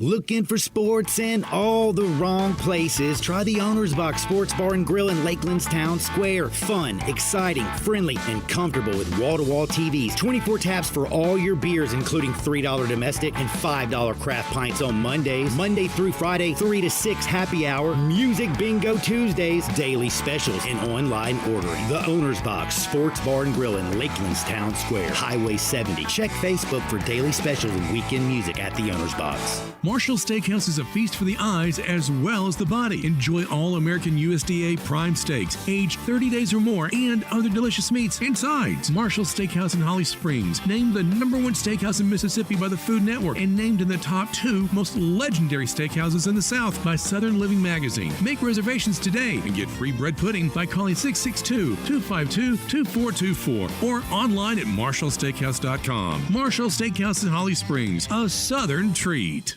Top Gun is the largest indoor range in the Mid-South, but size isn't their only difference. Top Gun has the best instructors with over 300 years combined experience and classes all the way from first shot to master marksmanship. Plus, Top Gun is affordable. Gold membership is just $48 a month. That's just $1.60 a day for unlimited range time, free gun rentals with purchase of ammo, and members lounge access. Top Gun, 2770 Witten Road and TopGunMemphis.com. Always shoot with the best. Top Gun Memphis. At Jason's Deli, when you're dining in or picking up curbside, you can expect wholesome food and no surprises, just delicious sandwiches, crisp salads, and quick quality meals made with the freshest ingredients and no artificial trans fats, MSG, high fructose corn syrup, or artificial colors and dyes. Around here, a lot of thought goes into what we put into our food and what we take out of it, because you're not just taking a bite, you're getting a taste of who we are. New items are constantly being created to expand our menu for all tastes and special diets with vegan and gluten-free options available. Convenience and on-time delivery you can count on. It's just a click away at jasonsdeli.com, so whether you need to feed 5 people or 5,000, the team at Jason's Deli, they have the credentials and the commitment to keep you satisfied. Freshness is nearby at Jason's Deli with locations at Ridgeway in the Park Place Center, Poplar and Highland, Germantown Road in Cordova, and on Goodman Road in Olive Branch. Jason's Deli. It's wholesome food and no surprises. Take your basketball skills to the next level at Shoot 360 Memphis. Shoot 360 is a revolutionary basketball training facility that combines cutting-edge technology with gamification and provides instant, objective feedback with hands-on, one-on-one expert coaching. And now, introducing Shoot 360 Cordova, a newly renovated 50,000 square foot facility with 2 NBA regulation-size courts, 3 high school-size courts, and 4 shooting bays with Shoot 360 technology. Memberships are now on a monthly basis. And yes, you can become a member at both locations. Whether you're an aspiring young talent, NBA player, or looking for a unique workout, all skill levels are welcome at Shoot 360 Memphis to learn proper shooting and passing techniques, improve fundamentals, and gain a competitive edge while having fun. Shoot 360 Memphis, now in Cordova and Collierville. Call them today at 901-779-3176. That's 901-779-3176. The future of basketball training is here. Shoot 360 Memphis. Progressive knows RV owners like to travel at a nice, relaxing pace. Just like this commercial. They're not rushing to a departure gate at the airport because they depart from their driveway. And they can relax even more knowing they're protected by Progressive. Now here comes the fast part. Progressive Casualty Insurance Company and Affiliates. Visit Frontier Western Store today for new shirts and boots. Frontier is your top Carhartt store in the Mid-South. There's thousands of in-stock shirts and jeans. They have the classic K87 pocket tee in every color they make, including new ones just released. Available small to 4X. Want new jeans? Frontier has you covered with super tough work denim by Carhartt. And you've got to check out their selection of Ariat jeans for men, women, and children. You'll love how easy it is to find the size and style you need. Have you seen Frontier's remodeled world-famous boot showroom? It continues to expand. New styles by Ariat just arrived, plus plenty of in-stock proven classics too. Whether you need work or dress boots, trust that Frontier's the place to come. See thousands of pairs of Ariat boots and thousands more by Dan Post, Corral, Durango, Rocky, Twisted X, and others. And Frontier's pricing is lower than online and chain stores, so you know just the local shop to visit. Frontier Western Store, 5880 Goodman Road in Olive Branch, and on the web at frontierwesternstore.com. Locally owned and operated since 1967. This traffic report brought to you by Salt Sports Bar and Bistro, 3101 South Mendenhall Road, where great food meets the big game. Sports 56 traffic. Good afternoon. Really starting to build now through the Midtown area. Just in the last few minutes on 240 South and South Parkway. Watching it increase with that volume here by Danny Thomas as you get onto the I-40 bridge, headed over into Crittenden County. West Memphis traffic's been slow earlier over there. If you're wondering if you got caught in that backup earlier around lunchtime, it's moving better in the West Memphis area. Hey, Weimer's Jewelry is your diamond engagement ring headquarters. Go by and see David right now at Weimer's Jewelry on Highway 64. I'm Commander Chuck with your on-time traffic.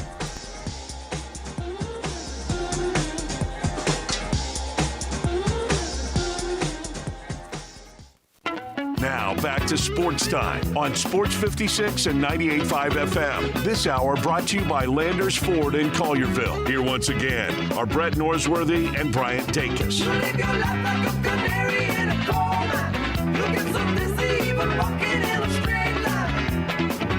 back in Sports Time. Brian Landon with you. We talked about it in the last segment, but the SEC is officially moving to a 9-game conference schedule starting in 2026. They've put out a tweet. I'll read it. SEC to implement 9-game conference schedule beginning in 2026, reinforcing the SEC's position as the nation's leader in competitive excellence and fan excitement. They posted a graphic that says part of the 9-game conference schedule in 2026, they will continue with a single standings non-divisional structure. Each school will play 3 annual opponents focused on maintaining many traditional rivalries. Each team's remaining 6 games will rotate among the remaining conference schools. Each team will face every other SEC program at least once every 2 years, and every opponent home and away in 4 years. So I think some good things from this. First off, going to 9 games, I think, is big. Secondly, we are going to keep rivalry games and different things like that by keeping 3 annual opponents that are focused on maintaining many traditional rivalries. And then the other 6 will rotate, and something that we just talked about with Pat Smith at 3:30, the fact that, what he mentioned, Georgia has yet to go to Texas A&M. Is that what he said? I believe it was Georgia. So whether it was Georgia. it's them or not, every SEC team has some sort of, something like that. Where like, hey, we haven't been to this place and they've been in the league for a really long time. So the fact that each team will face every other SEC program at least once every 2 years and every opponent home and away in 4 years, I think that's huge. If you're in a conference, you should be playing all the teams in the conference on a somewhat regular basis. And so implementing this will get that done. So I think definitely big. Here's a quote from SEC Commissioner Greg Sankey on the 9-game SEC football schedule. Quote, adding a 9th SEC game underscores our university's commitment to developing the most competitive football schedule in the nation. This format protects rivalries, increases competitive balance, and paired with our requirement to play an additional power opponent, ensures SEC teams are well prepared to compete and succeed in the college football playoff. So he mentioned something in that quote that I did not mention. It was not mentioned in that graphic. Part of this scheduling, so 9 SEC games, but in addition to that, every SEC team is required to play 1 non-conference power opponent. So we will see in addition. Nice. So that means 10 games of the SEC season will be either against SEC opponents or will be against another Power 4 opponent. So I think really good for the SEC to be moving in this direction. And something interesting before we talk more about the SEC moving to 9 games. Ross Dellinger just tweeted out that keep this in mind, that he tweeted this on earlier today. If the SEC decides to move to a 9-game schedule, ACC leaders have said that they would likely follow suit, a move that puts all Power 4 conferences at 9-game league schedules. So we haven't heard anything from the ACC, but at least Ross Dellinger saying that before this even happened, that was earlier today around noon, saying that if the SEC eventually made this move, that the ACC would likely follow. So it sounds like we could be getting news about the ACC in the next couple of days moving to a 9-game conference schedule. So, Landon, your thoughts on the SEC deciding they are going to play 9 games in conference? Yeah, I'm glad you mentioned the ACC thing, because that was going to be my next question was how much longer until all of the other power conferences do the same. I'm sure Big Ten has kind of pitted themselves in this rivalry of saying, "Oh, we're the big guys now. Like we're the big conference." And honestly, they have bragging rights right now. Past 2 national championships have been there. They are, as a lot of people have said, and it's hard to disagree with, is that they are top heavy.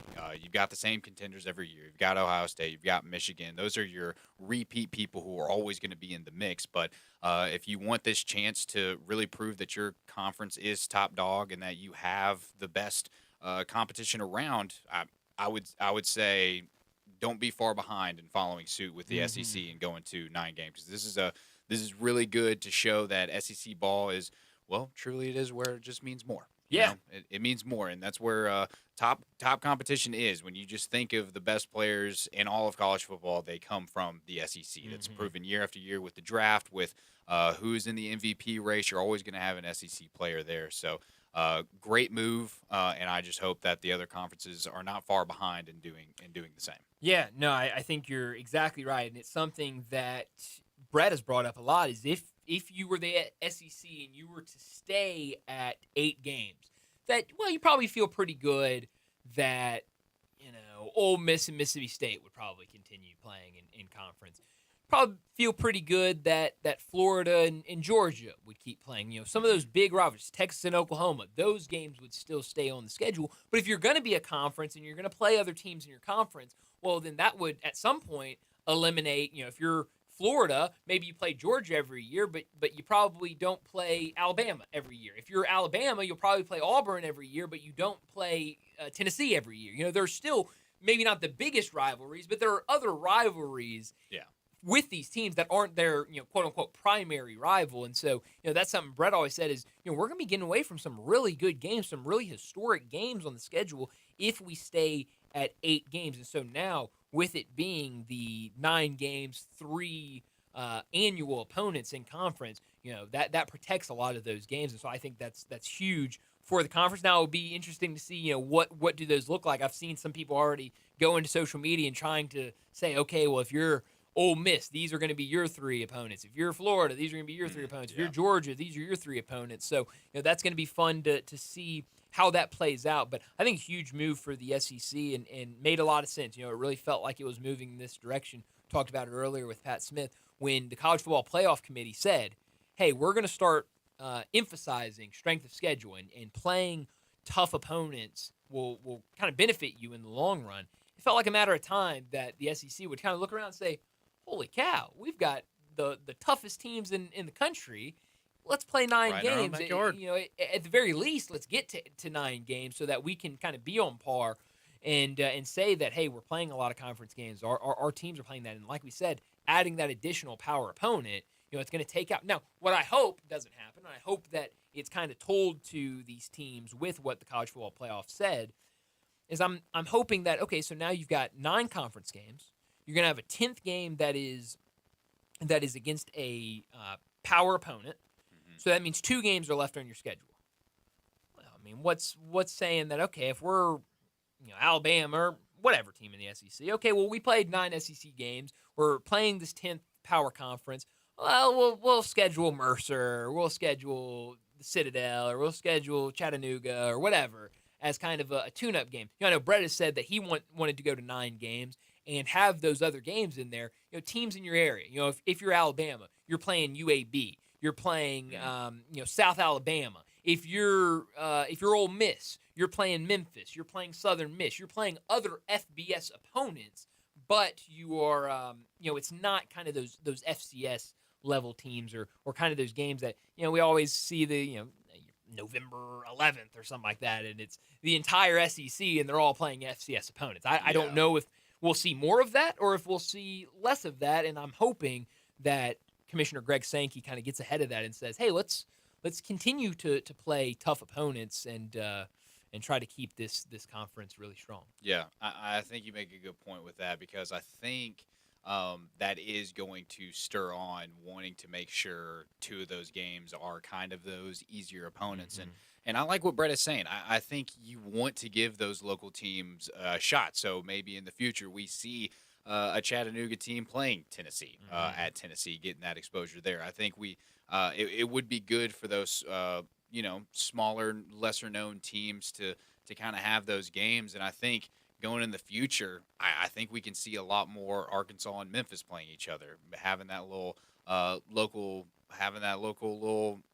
teams playing each other. Maybe start a little rivalry there. That would be great. And maybe because of this, Memphis is surrounded by SEC schools. Who's to say that we don't reignite the Ole Miss Memphis rivalry? Let's say we don't include Mississippi State in that too. Just having that, because Memphis by no means is a slack off team, and that's and depending on how Memphis keeps performing, especially going this year and the following years still under Ryan Silverfield, I think that could be a huge bolster to your schedule. I think that would just do nothing but help SEC schools. So I think it should be interesting, but I think having the 9 games, being required to have that one big out-of-conference games, I think Florida, depending on how Florida State is performing, they really only have one free spot to choose, because they're going to finish every year with Florida State, that big rivalry game going back and forth there. So it should be interesting for some teams, but hey, you would hope that they handle it well. I don't think we enjoy seeing those FCS teams, but on top of bye weeks, sometimes throughout the week, you do need some extra rest for your players. So definitely. I think with this, having to schedule a Power 4 team is going to be huge. It's going to be a great step in the right direction. I just hope they handle it well. Yeah, I think you're right. I think, with getting to 9 games, getting that, additional power opponent, I think that kind of gives you a little bit of, hey, maybe we can go out and schedule this easy game, because I don't expect any of these teams to go out there every single game and play, a top 25 opponent or anything. Yeah, always scheduling those open little weeks. Sure, yeah, and we talked about it with Coach West yesterday of kind of, hey, I always love starting the season with a win and a game that we know, when we put them on the schedule, we're going to win this game, So I think that is definitely true. We got a text message in here, and it's a good point, and it's something we haven't mentioned yet. Said, looks like the SEC got them a payday for that. No kidding. Oh, absolutely. And we talk about that. Not a shadow of a doubt. When you talk about the SEC going to 9 games, everything you've heard about it is that if they go to that 9 game, it's going to mean more money. It's going to mean better deals. It's going to mean, all of this stuff. And so, of course, conference loves more money. And so you say, hey, we're going to 9 games.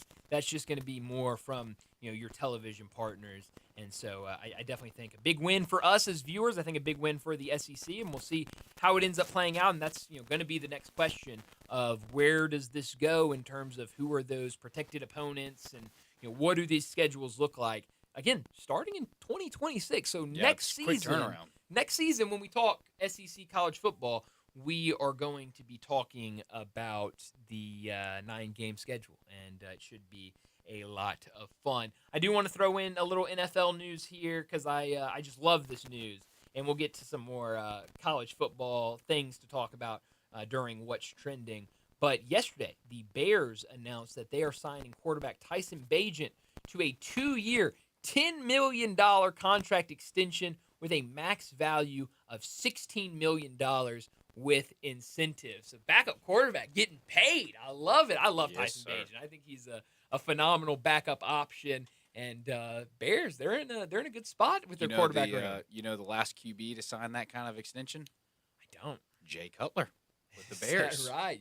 Okay. So the Bears are they're used to making these type of deals. Oh, yeah. With quarterbacks. So Well, not recently. Sure. No, it's been a while. They've done it before. They've done it before. But Tyson Bagent getting locked up. We got to talk more college football later in the show. The news that came out earlier this morning, Malachi Nelson is going to be the starting quarterback for UTEP. If you hear why does a UTEP quarterback sound familiar? That's because he was a 5-star recruit out of high school. He was committed and signed to USC. Some places, including ESPN, had him as the number 1 quarterback in the class of 2023. He was named the starting quarterback this morning for UTEP. We'll talk a little bit more about him and some of the other quarterbacks in that class, because that was a weird quarterback class, the class of 2023. We'll do that at 5:30. Some other NFL news and college news to get to. We'll get back into that conversation at 5:30. But we need to get to another break, and when we return, it'll be time for Big Number of the Day.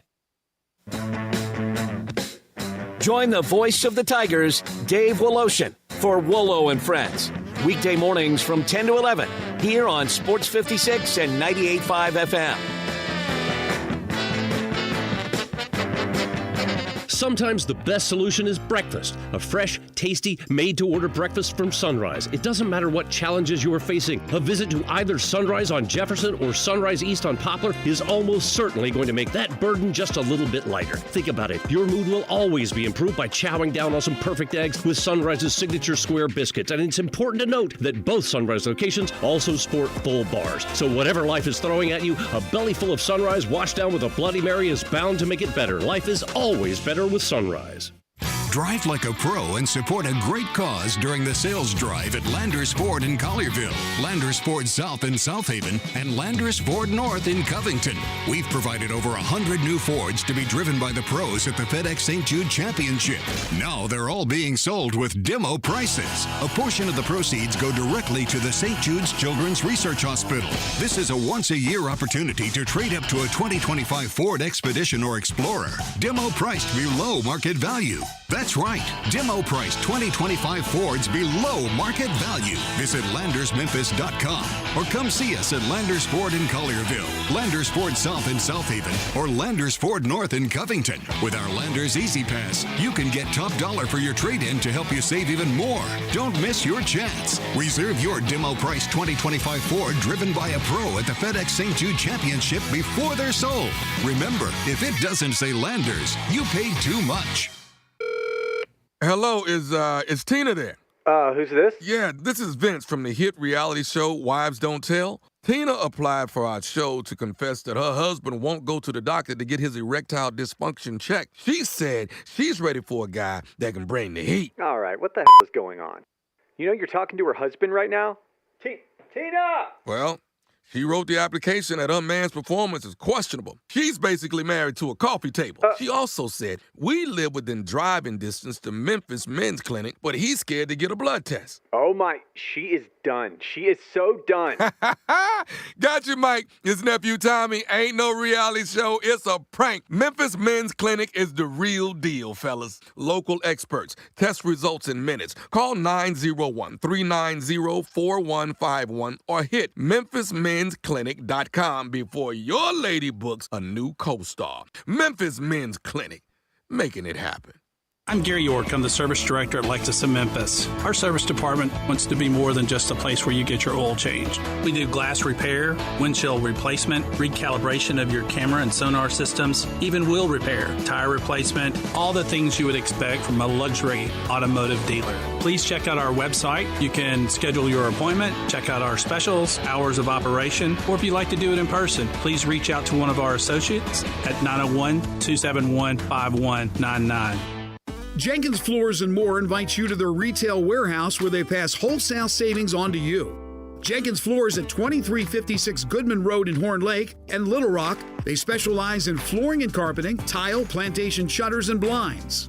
Jenkins makes your life easy with a 2-week turnaround. Contractors, builders, or family projects, call 662-469-9350 for a free estimate. Owners Timmy and Rebecca Jenkins say hello to Sports 56 fans and look forward to your business. Here's what sets NST Law apart. They don't just work in Memphis, they ride for Memphis. From school fundraisers to courtroom battles, they show up where it matters. And when someone in this city gets hurt, NST goes toe-to-toe with insurance giants. No fear, no favors. It's not just the law to them, it's loyalty. And if you ever need backup after a crash, NST's got your back. NST is the way to go. Call 683-7000 or check out nstlaw.com.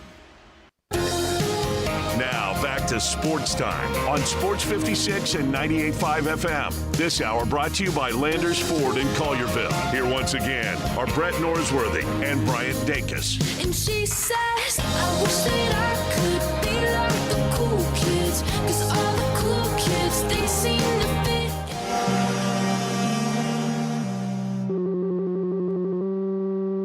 Big Daddy. Hello, Big Brand. It's a guy, he wants to be big, then he gets big, he doesn't want to be big anymore, then he gets small, but the suit's too big. Big Daddy. The big boy. You're a big guy. I think she's trying to pull a fast one on Big Daddy. The big number of the day. All right, Landon, I told you yesterday that I would have big numbers for the week 0 games all week. I said I was going to have those. You sure did. And I have not had one all week. Yes. But today I do. I was not going to mention it. I have one today, and I am excited to bring it to the table. My big number today is the number 2 on Saturday. Kansas State and Iowa State will play in Ireland for to start the season.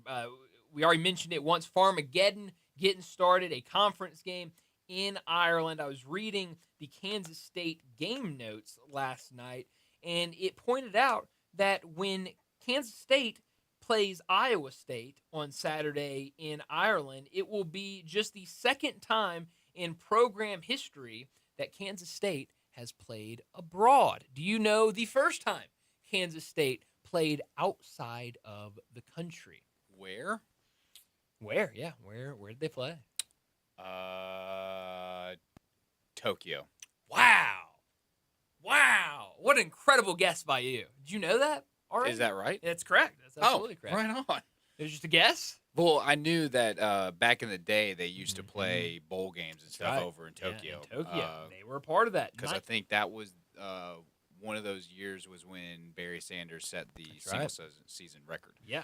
Was the Coca-Cola Bowl. The Coca-Cola Bowl. You're on it. Is that what it is? That's what it was. It was Let's the go. Coca-Cola Bowl in 1992. Kansas State lost to Nebraska 38-24. The game was played in the Tokyo Dome.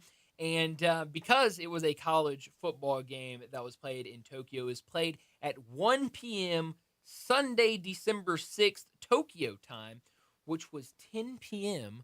Saturday night, Central time here in the States. In other words, primetime Hawaii game. Primetime Hawaii game. Yes, I'm sure there were How about people that? staying up late betting on the game in Tokyo between Nebraska and Kansas State. I'm really excited about this game. It's going to kick off the college football season, 11 o'clock on ESPN. Two teams that are in the top 25. High expectations. High expectations for both of them. Iowa State, it feels like every year you kind of think, hey, they're going to have a good season. They're going to be around. Who knows what they can do?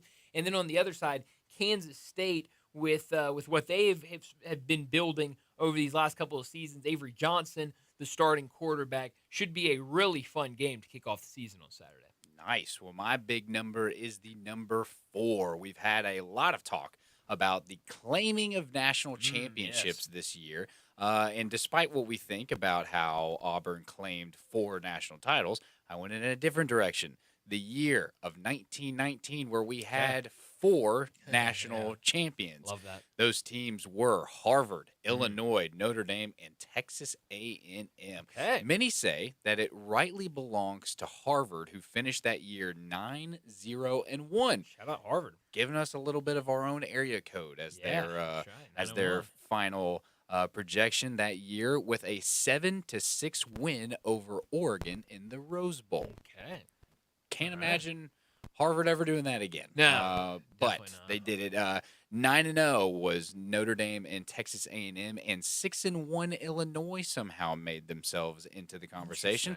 After starting 2-1, they went on to defeat Chicago at home, back when Chicago was still a team, and then they went over to defeat Minnesota, Michigan, and Ohio State, all on the road, in Ohio State's only loss of the season, in a confusing year that led to some people selecting Illinois to be one of the champions. So, as you look at it, in 1919, the record books show there was 4 national champions that year.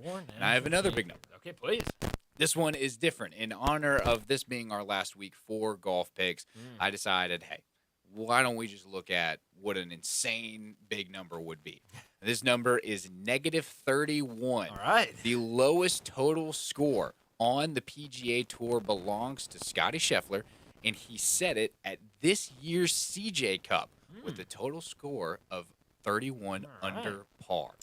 That is an insane score. And to think that it happened this year, too. That's right. Yeah, We didn't even know we were in the midst of history He has right now. been on a roll. Speaking of what's going on at the Tour Championship on the PGA Tour right now, Russell Henley leading the way 9 under. He is through for the day, but Scotty Scheffler right there behind him, 7 under. He went on an absolute tear on the back 9. 3 birdies on the front 9, but started 10th with a birdie, and then over his last 4 holes, 15 birdie, 16 par, 17 birdie, 18 birdie, a bogey-free day for Scotty Scheffler. As we know, that is Brett's pick. Colin Morikawa was leading most of the day. He is 6 under. Some other notable names, Bob McIntyre, who had the big week last week. He is 6 under. Tommy Fleetwood at 6 under as well. Ludwig Aubert, 4 under. Rory McIlroy, 4 under. It looks like really good days for pretty much everybody. Akshay Bhatia as well. Akshay Bhatia having a good day. Everybody, it's a 30-man field. All but Sepp Straka and Maverick McNeely, either even or under par. Sepp Straka, the biggest loser for the day, 4 over through round 1. And it should be noted that tomorrow's second round, now we talked about it yesterday of how, because there's only 30 golfers, that, I think they started this morning at like 10:15 was the first group that went. But it has been announced via PGA Tour communications that due to forecasted inclement weather on Friday, second round tee times for the Tour Championship will run from 8 a.m. to 10:44 a.m. in pairs off of number 1. Second round coverage will begin at 8 a.m. with PGA Tour Live on ESPN. Plus, Golf Channel's coverage will air from 10 a.m. to 3 p.m. So it will be a little bit of an earlier day tomorrow for the Tour Championship. Well, we need to get to another break and wrap up this hour, and when we return, we're talking Tigers. Greg Gaston, he joins us to talk all things Tigers. We got to talk Tiger football. We got to talk Tiger basketball. We'll do that next on Sports Time.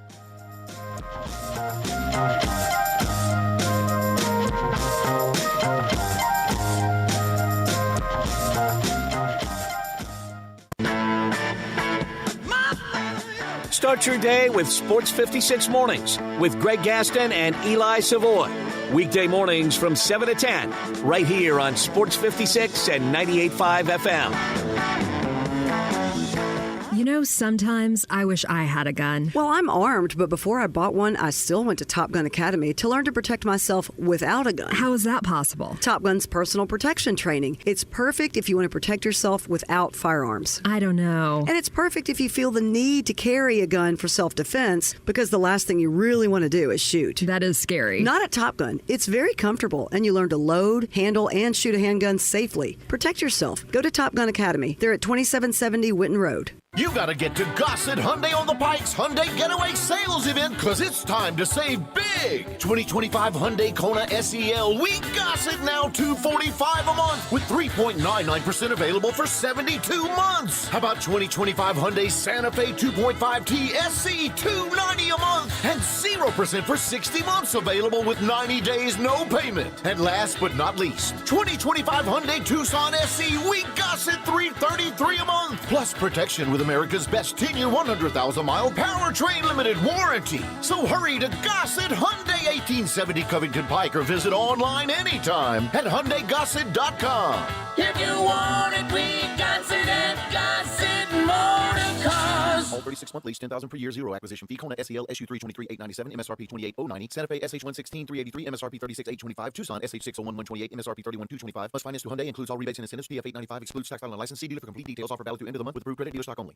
Maria's Cantina in South Haven is not your average Tex-Mex joint because they're serving up Mexican with a twist. Maria's Scratch Kitchen is the most creative and diverse menu around. Beyond the traditional huge quesadillas, chimichangas, and fajitas, Maria serves up hand-rolled Latin egg rolls, Cajun and Creole items like catfish, gumbo, and boudin balls, as well as the best sandwiches and 8-ounce burgers in town. Wash it all down with a house margarita for only $5.50 and happy hour every day till 6. MariasCantina.com, 6717 Airways, Mexican with a twist. But this hour every day brought to you by Landers Ford in Collierville, the #1 Ford dealership in the Mid-South. Landers Ford is your trusted destination, a vehicle that fits any lifestyle, seamless shopping experience from vehicle choice to financing and service, from the Ford Escape to the rugged F-150 to the adventurous Bronco. Every vehicle built Ford tough. Ford F-150, America's best-selling truck. SUVs like the Ford Escape, Ford Edge, Ford Explorer, Ford Expedition, Ford Bronco, EVs and hybrids. Transparency, professionalism, and a long-term support team at Landers Ford in Collierville. Oil changes, tires rotated. Go online and schedule when it suits you the best. It'll be done quickly to meet your schedule. At Landers Ford, very active in the community. They're in Collierville at 2082 West Poplar Ave. LandersFordMemphis.com. If it doesn't say Landers, you paid too much.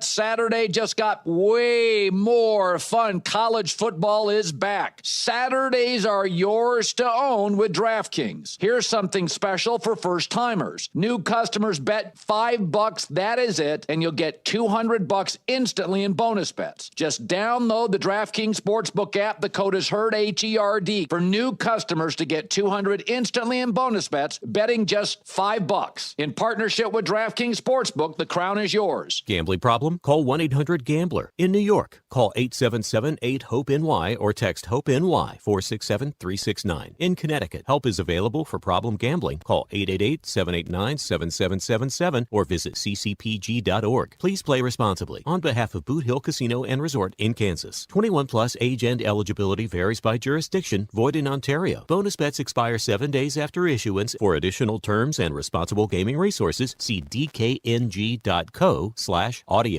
I think a lot about golf, and when I think golf, I think Miramichi. Did you know Miramichi Golf Course offers membership? It's a great way to play more golf for less out of pocket. Their memberships run for $300 a month plus tax, and that includes unlimited rounds and range balls, no extra card fees, priority tee time booking, and discounts in the pro shop. Oh, by the way, there's no initiation fee. Miramichi green fees, they'll allow you to choose the right rate at the right time on the right day for your needs. If morning tee times are more important, you can book up to 14 days ahead of time to reserve your spot. If rate is more important to you, there are discounted evening rates available that you can choose from. Miramichi is now open on Mondays, and you'll find the lowest rate is on Thursday. Sometimes you just need to escape the hustle and bustle of life. Miramichi Golf Course provides just the right place to solve that need. The name Miramichi means place of happy retreat. When you need a quiet, peaceful round of golf, please make your way to Miramichi.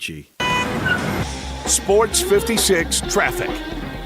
Good afternoon. More traffic volume through the Midtown area just in the last few minutes. We're on schedule actually on 240 South here at South Parkway. Yes, it's busy over here now on 240 getting on to 385. That normal build-up as you head out towards Collierville. So far it's moving 40 east or keeping an eye on over here around Germantown. Hey, Weimer's Jewelry, your diamond engagement ring headquarters. Go by and see David. They're located at 7525 Highway 64. That's Weimer's Jewelry. I'm Commander Chuck with your on-time traffic.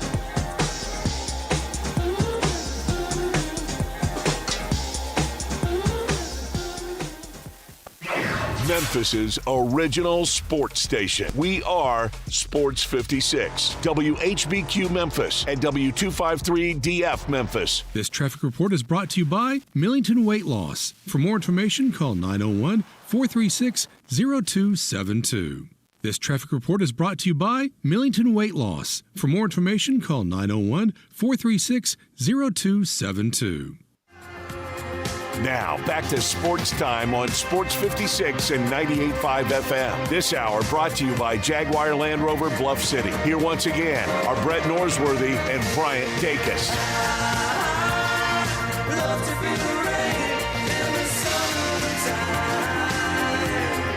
Welcome back in to Sports Time. Bryant and Landon with you to start our third and final hour on this Thursday afternoon. We got to talk Tigers. Plenty to talk about. Tiger football, Tiger basketball, news all over the place, and we do it every Thursday by talking with Greg Gaston. From the Tigers sideline, it's Tigers Talk with Memphis broadcasting legend Greg Gaston. Hear Greg weekday mornings on Sports 56 Mornings, along with Eli Savoy from 7 to 10, right here on Sports 56 and 98.5 FM. On Twitter X at Greg_Gaston. Here's Greg with Bryant and Brett.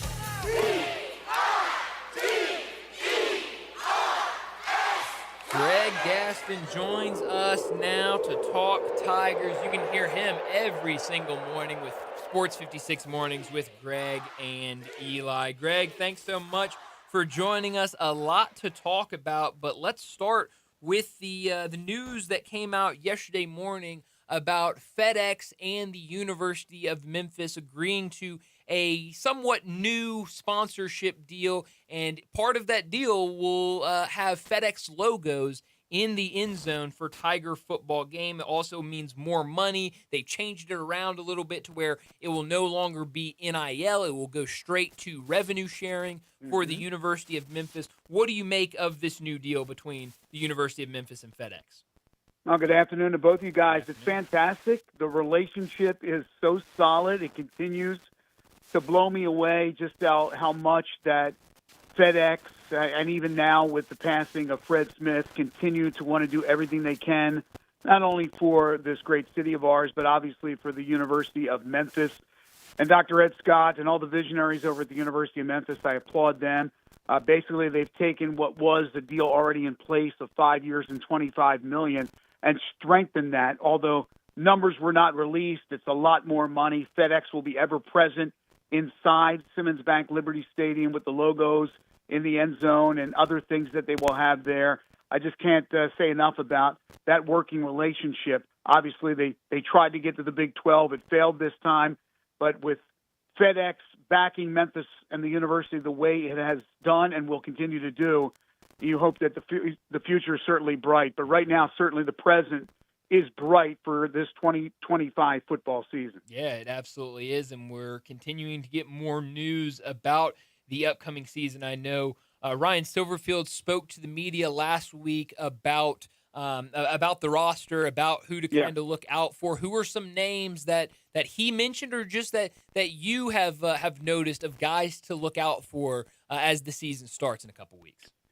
He mentioned those guys in the secondary, which I certainly, with Cooper, I thought he absolutely will be a starter. And then he mentioned, and remind me, Bryant, the other name that he mentioned in the backfield as a starter, and then guys to look out for, if you remember from the other day. Yeah, I'm blanking on the name as well. So am I, but I will learn soon, being on the sidelines with the first game next week. But the names that he brought up in the secondary, because when you lose a Cortland Marsh and you go into, whether it's spring or whether it's going into August camp, the secondary is always one of those areas you look at as being thin, not just at Memphis, really all around the country, even the power schools. Yeah. To find that kind of depth in the secondary is not the easiest thing to do. So to him to talk glowingly about some of these players, now I still don't think they're the deepest at that position, but I like what he did to address that, especially when you find out about Marsh's injury that'll keep him out for the year, and that's just a shame because that young man has worked so hard to be in a position to be able to play, and then it didn't happen for him. But he talked about those guys. He talked about the wide receivers, which I think are going to be a surprisingly good group. And when I say surprisingly, it's because there's really not a lot back from last year. There's a little bit. Brady Cluse, who played a little bit. You have Bussy's back. Hawkins is back. But a lot of those guys are new guys, like C.J. Smith from Purdue, who's expected to really step up. And then, of course, they just got Bram from Nevada, who played with Brendan Lewis at Nevada. It is in his 7th season, believe it or not, but eligible to play. So I think those receivers, he talked a little bit about that. He talked about Puda in the middle of the defensive line, who I think is going to be a run stopper. And he also talked about the depth, Brian, which surprised me about the defensive line. He said that we could have a rotation. We could play up the 9 guys and keep them fresh coming in to the game and getting them a spell and then bringing them back in. The question for me will be that defensive line, how much pressure they can get on opposing quarterbacks. I think they're going to be really good against the rush. Can they get some pressure on the quarterbacks when they play those teams that really are pass heavy to try to offset their offense? But he talked about that. I think he's mentioned the offensive line, and there's depth this year, and that's a credit to everyone associated with that offense that went out and really recruited their tails off to replace some guys that left, but they got some guys that are returning that I think is going to be very impressive for this offensive line, because without that offensive line doing their job, it's going to make it a lot harder for that running game. But we know the familiar names, of course, with the WOCA, Sutton Smith back from his injury. You have Bodiford who will be part of the backfield. So I think those are some of the linebackers, and I've talked about it ad nauseum with you and Brett. Rusal, who they got from UAB, Bloom, I'm drawing a blank now. Sam Brumfield, thank you. Sam Brumfield. I think those guys are going to be as active as linebackers are. Now, they're coming off a couple of years with Chandler Martin, who was outstanding. I think those guys are going to be names that you hear often when the PA announcer, Jeff Mack, says this guy's on the tackle or whatever. It's going to be their names that are called upon a lot. And, of course, on the radio broadcast with Wolo and Jarvo and myself, that I think those are names that you're really going to get excited about on the defense. So that's a pretty well-rounded synopsis of what Ryan had to say about some of those players, with more, of course, on the horizon. Yeah, it was Chauncey Logan Jr., the other defensive back he was talking about, from James Madison alongside Amarian Cooper from Florida State. But, yeah, you talk about the defensive line. I mean, mentioned a ton of guys when he was talking. Even mentioned a guy like Jalen Bell, who transferred in from Tennessee State, and I don't think has gotten a ton of hype since he transferred, and kind of saying that, keep an eye on this guy. That's a name that could be a big-time factor on the defensive line. So it feels like he likes the options on that defensive line. It feels like you said, we could see a pretty good rotation on that defensive line. You mentioned the injury to Cortland Marsh. Obviously, just a heartbreaking to see an injury for him. It looked like he was going to be a starter in the secondary, and I think the biggest part of it, not only do you lose a potential starter in that secondary, we talk about all these new pieces. You're now losing a guy that's been around the program for a couple of years. That definitely is going to hurt that defensive back room. Yeah, you're losing a leader. You're losing a guy that, who knows, and I'm not 100% sure, but I can see where that Jordan Hankins would have put him in there as one of the co-captains of the defense, having that experience, having been around the program. So it is a big loss. I'll be curious to see what his plan is, and I know there's been rumors about maybe coaching down the road. I don't know, but yeah, that is a loss, Brian. There's no question about that. Guys are going to have to pick up in his stead. Absolutely. Hey, Greg, I know we're a few weeks removed from the Big 12 officially rejecting our offer to join their league, but yesterday on the Gary Parrish show, our athletic director, Ed Scott, went on there to talk about it, how the rejection stung, and talked a little bit about Memphis rejecting the Pac-12's offer in 2024 to join their conference. What did you make of all the comments that he made about the Big 12 and the Pac-12? And the story from Jason Munz, where he talked about it a lot as well. Yeah. Yeah, he spoke to Mons. Hopefully he'll be on with us sooner than later. He was on with Gary. I hope he ripped Gary, because I think Gary was one of the ones who said they should have taken that Pac-12 offer, which I completely disagreed with him, and I think maybe even Calkins saying that they should have done that. They should not have done that. I don't think by any stretch of the imagination. People I know are upset, but you don't go to something that right now is fledgling, and I think will be just another group of 5 or make it at a group of 6 conference when they join. So you're not going to do something that's going to financially hemorrhage you. But he was open with Gary, as he should be. And I think when Ed speaks, man, he He speaks from the heart. He's a rah-rah guy. He's he's a half full guy. He doesn't look at the rejection and then just put his tail between his legs and walk away. He's now looking to see what else they can do as they move forward and continue to be on the offensive. That's what you need to be. The problem is, guys, that I just don't see any more serious movement for a while. And when I say a while, I'm talking about when this next deal for the college football playoff, that will be hopefully done. If not, they're going to roll over what they have now to 26 and then try to get to some kind of compromise in 26. But I think they'll get something done. That ninth game in the SEC that was announced today, I think will be a step toward getting the deal done. Point being is I don't think anything will happen until at least 2030, 2031, if even then. I know people are saying, well, what about those teams in the ACC? Well, they had lawsuits going, and then they withdrew that. They settled that. Their contract goes to 2036. They can get out around 2030, I think, for a lot less money if they want to go, but you have to have somewhere to go. Is the SEC going to want to go to 20? Is the Big Ten going to add 2 more to go to 20? The SEC would have to add the 4. You have to have a landing spot. And so the only way that Memphis can move in is if somebody else moves out. They're just not going to add Memphis at this time. I don't think they're going to, even if they circle back to the Big 12, I just don't see it happening. Right now, they're in a great position. Memphis is in a very good position financially with what the FedEx offer was, with the way the football team, especially over the last decade, has turned into a very reputable football program. Basketball is always going to get a lot of national exposure. The fact that both of them have done pretty darn well together as an entity, still not good enough. So I agree with everything Dr. Scott said. They're going to continue to put the foot on the accelerator.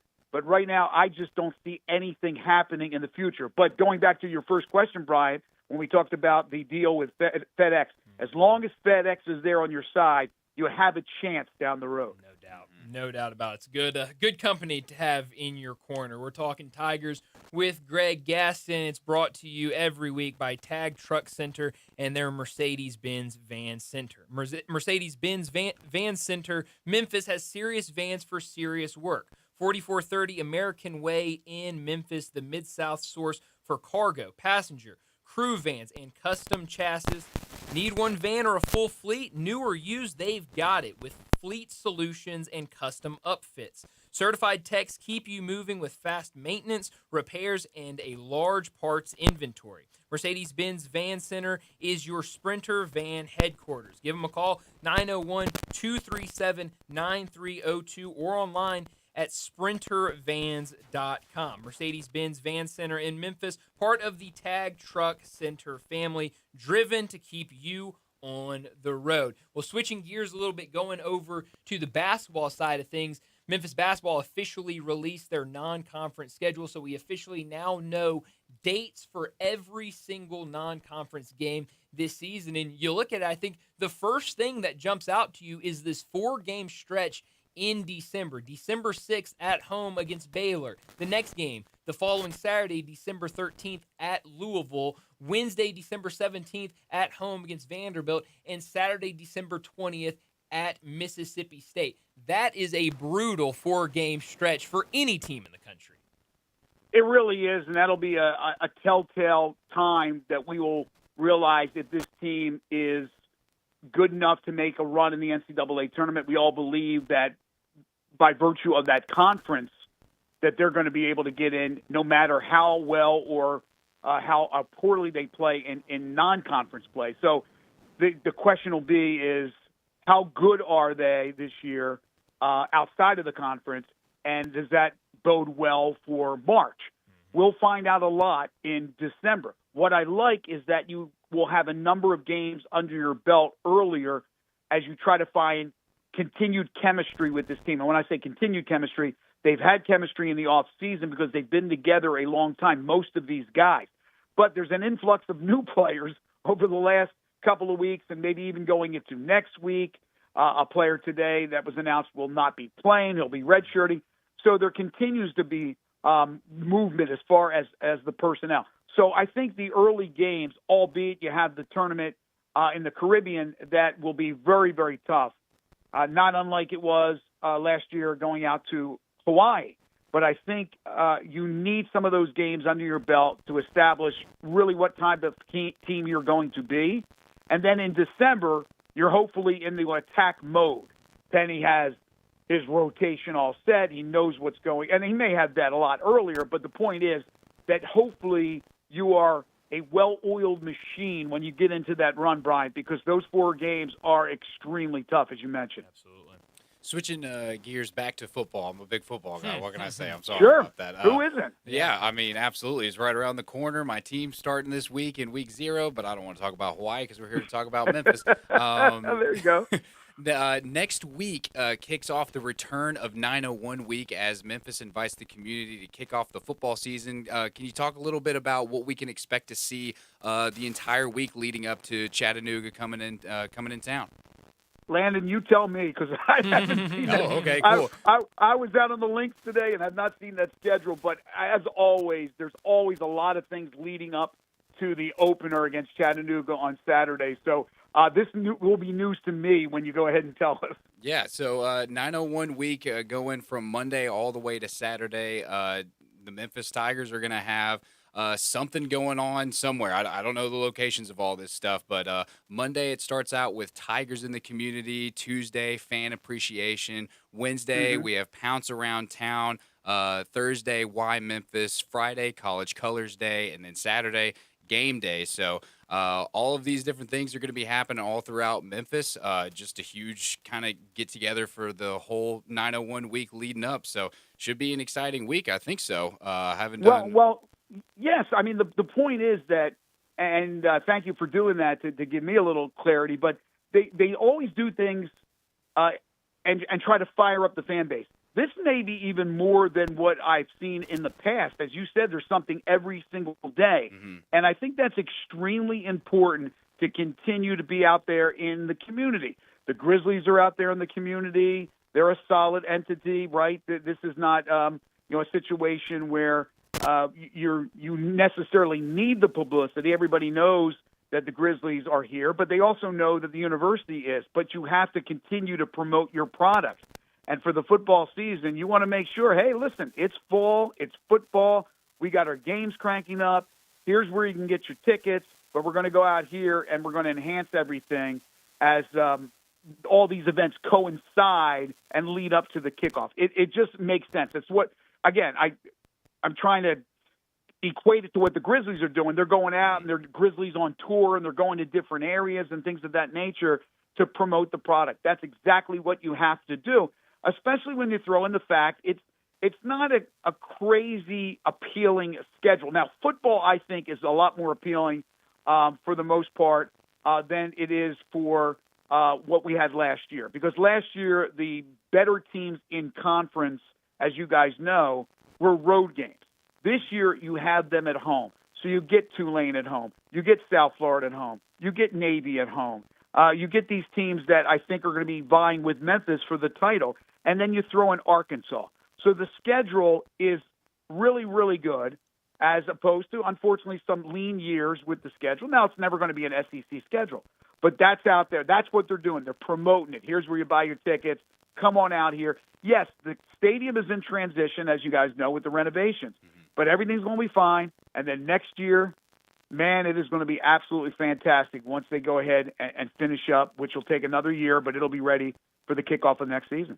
Yeah, so in looking at this breakdown, it looks like all of the updates and stuff can be found on all of the Memphis Tigers social platforms. And I think to kick it off for Tigers in the community, they're asking to pay attention to their social pages because they're going to show up in different places to give away free tickets on Monday. And then Tuesday, it's going to be chances to win amazing prizes all day long. Pouncing Around Town, they're going to be doing some of the same things, but a lot of this is going to be based off of their social channels. So if we're not following Memphis Athletics anywhere, go out, do that, follow their pages, and you could be in for some amazing prizes coming up this next week for 901 week. Sounds like a true Tiger. There you go. It definitely does. Greg, last thing for you before we let you go. You mentioned we know now that Daniel Vieira-Tuck will redshirt this season, but we also learned this week at least one Tiger has joined the team, and we could see an additional additional player join the team. What do you make of Thierno Silla, the transfer from Stephen F. Austin, and the potential addition of Arope, the transfer from Columbia? Well, I know it's going to be fun saying Arope's name if he commits to the team, which I think there's a good chance that he will. Both Arope and Silla bring height to the game. I think Silla's more of a guy who can go a little bit inside, where I think Arope's more of an outside guy for a big. And, that seems to be the trend right now with a lot of bigs. There's not as many back-to-the-basket kind of guys. But, look, their production, if you're just looking at simply production, they haven't really had that. It's been lean so far in their careers. Arope played at Columbia. Silla played at UCF for a couple years before. Last year at Stephen F. Austin. The bottom line is we knew, and we've talked about it weekly here on this segment, about the lack of size, at least when you look down the roster, and what happens when you play those teams that have 6'11", 7 foot, 6'10" across the front court. You need to have at least some bodies. I can't expect that these guys are going to be big contributors, but if Bradshaw, God forbid, has an injury or in foul trouble, and he's a guy they really, really need to step up, or other guys that are penciled in to be starters and big rotation players, these guys at least have the ability and the experience to step in. It gives Penny also a little bit different look because more than likely he'll go a lot smaller this year, but when he wants to go bigger, he has these guys. I'm looking forward to seeing what they can bring. I just don't know enough about them. There's also Majoke, who we're waiting for from a visa situation when he comes here. The South Sudanese, and that'll be 2 from Sudan, but he's the South Sudanese with actual European basketball experience. I'm really looking forward to seeing him a little bit more than these other 2. Of course, once again, Arope is not confirmed as a commitment yet, but he's visiting. I believe he's visiting today and tomorrow, or Friday, Saturday, whatever the case is.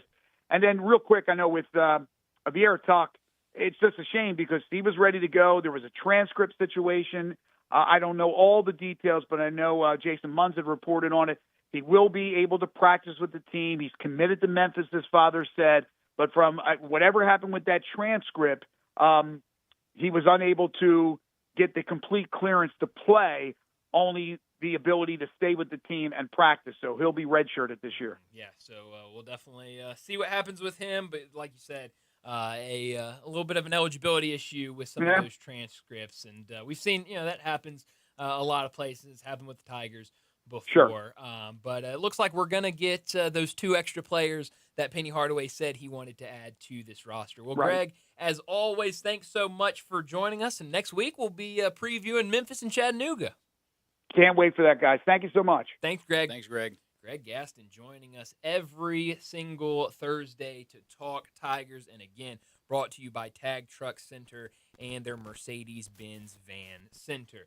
A lot of Tiger news out there with the football season getting started next week. Ton of basketball news as Penny Hardaway tries to finish out his roster, and now we finally got the non-conference schedule in front of us. So if you're a Tiger fan, it's news all over the place for you right now, especially, you had that story in all of the coverage Jason Munz has done over the last couple of days with Ed Scott and the sit-down interview he did with him, and then the news with FedEx. So a lot going on right now, and we always appreciate Greg Gaston joining the show to talk about everything going on with the Tigers. Well, before we get to a break, let me remind you about our 5 o'clock sponsor. It's Jaguar Land Rover Bluff City. Jaguar Bluff City has been the premier Jaguar dealership for the greater Memphis area since 1984, and their talented team is ready to help you find your next perfect vehicle at unbeatable rates. Swing by Jaguar Land Rover Bluff City today and check out the new 2025 models like the 2025 Range Rover Sport, the 2025 Range Rover Velar, and the 2025 Defender. Test drive the Range Rover Sport, where luxury meets performance. It's a perfect mix of style, performance, and versatility, with options ranging from 360 horsepower up to 635. It's also available as a plug-in hybrid electric vehicle with $7,500 federal tax credit when leased with approved credit. Take a look at the Range Rover Velar, powered by mild hybrid technology and enhanced with the latest well-being features and fully connected entertainment system. The Range Rover Velar is the ultimate luxury compact crossover. Purchase yours today and get special 4.4% for 72 months financing available with approved credit. Don't forget about the Defender. Available in multiple models to fit your needs, the Defender is built for the modern explorer, and Jaguar Bluff City is offering special interest rates for 60 and 72 months on various models. Give them a call, 877-259-6169. Go online to JaguarBluffCity.com, but head out there, test drive these vehicles. 6335 Wheel Cove, just off of Quince for Bluff City Jaguar. Let's get to another break, and when we return, we'll talk about what's trending. Not only can you listen to your favorite shows on Sports 56, you can also watch video of the shows live on Twitter and YouTube. Watch and listen every day at Sports 56 WHBQ. Uncorked flavor, Corky's barbecue. We're cooking it up, down home way. Hickory smoke flavor like the good old days. Hey y'all, Jimmy Stovall here with Corky's Barbecue.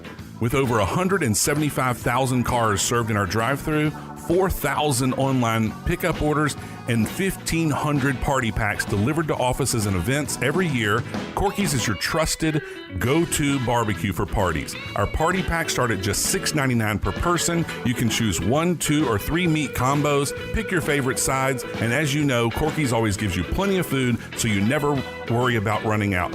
Whether it's pickup or delivery, we've got you covered. Corky's makes it easy to impress your guests. Visit Corky'sBBQ.com to order for your next gathering today. Uncorked flavor, Corky's barbecue.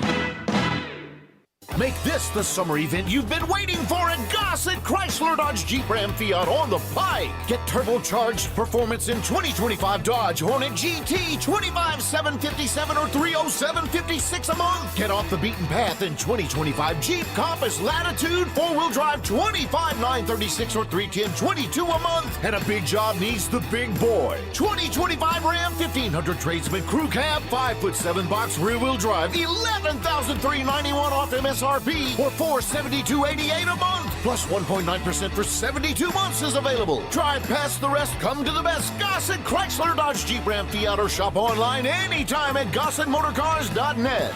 If you want it, we got it at Gossett Motor Cars. All 84 months at 6.34 APR, $49.99 down. Hornet GT, MSRP $31,590. Compass SD 607,362, MSRP $32,160. SN 72,8,346, MSRP $48,310. Includes all rebates and incentives. PF $895. Excludes tactile and license. See dealer for complete details. Offer valid through end of the month with approved credit dealer stock only. Let's up your life with Let's.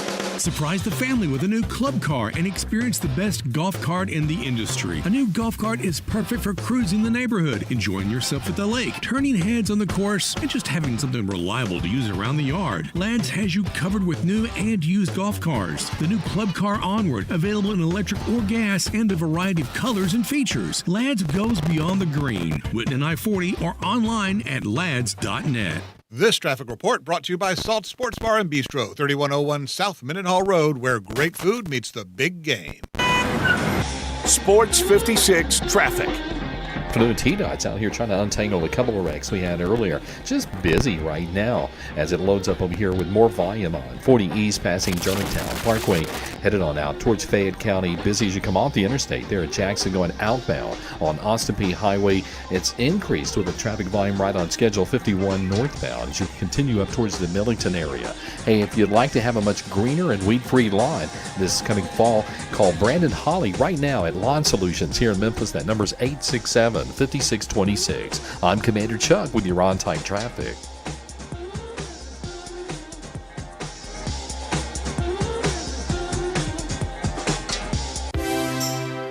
Now, back to Sports Time on Sports 56 and 98.5 FM. This hour brought to you by Jaguar Land Rover Bluff City. Here once again are Brett Norsworthy and Bryant Dacus. Here comes the hero man.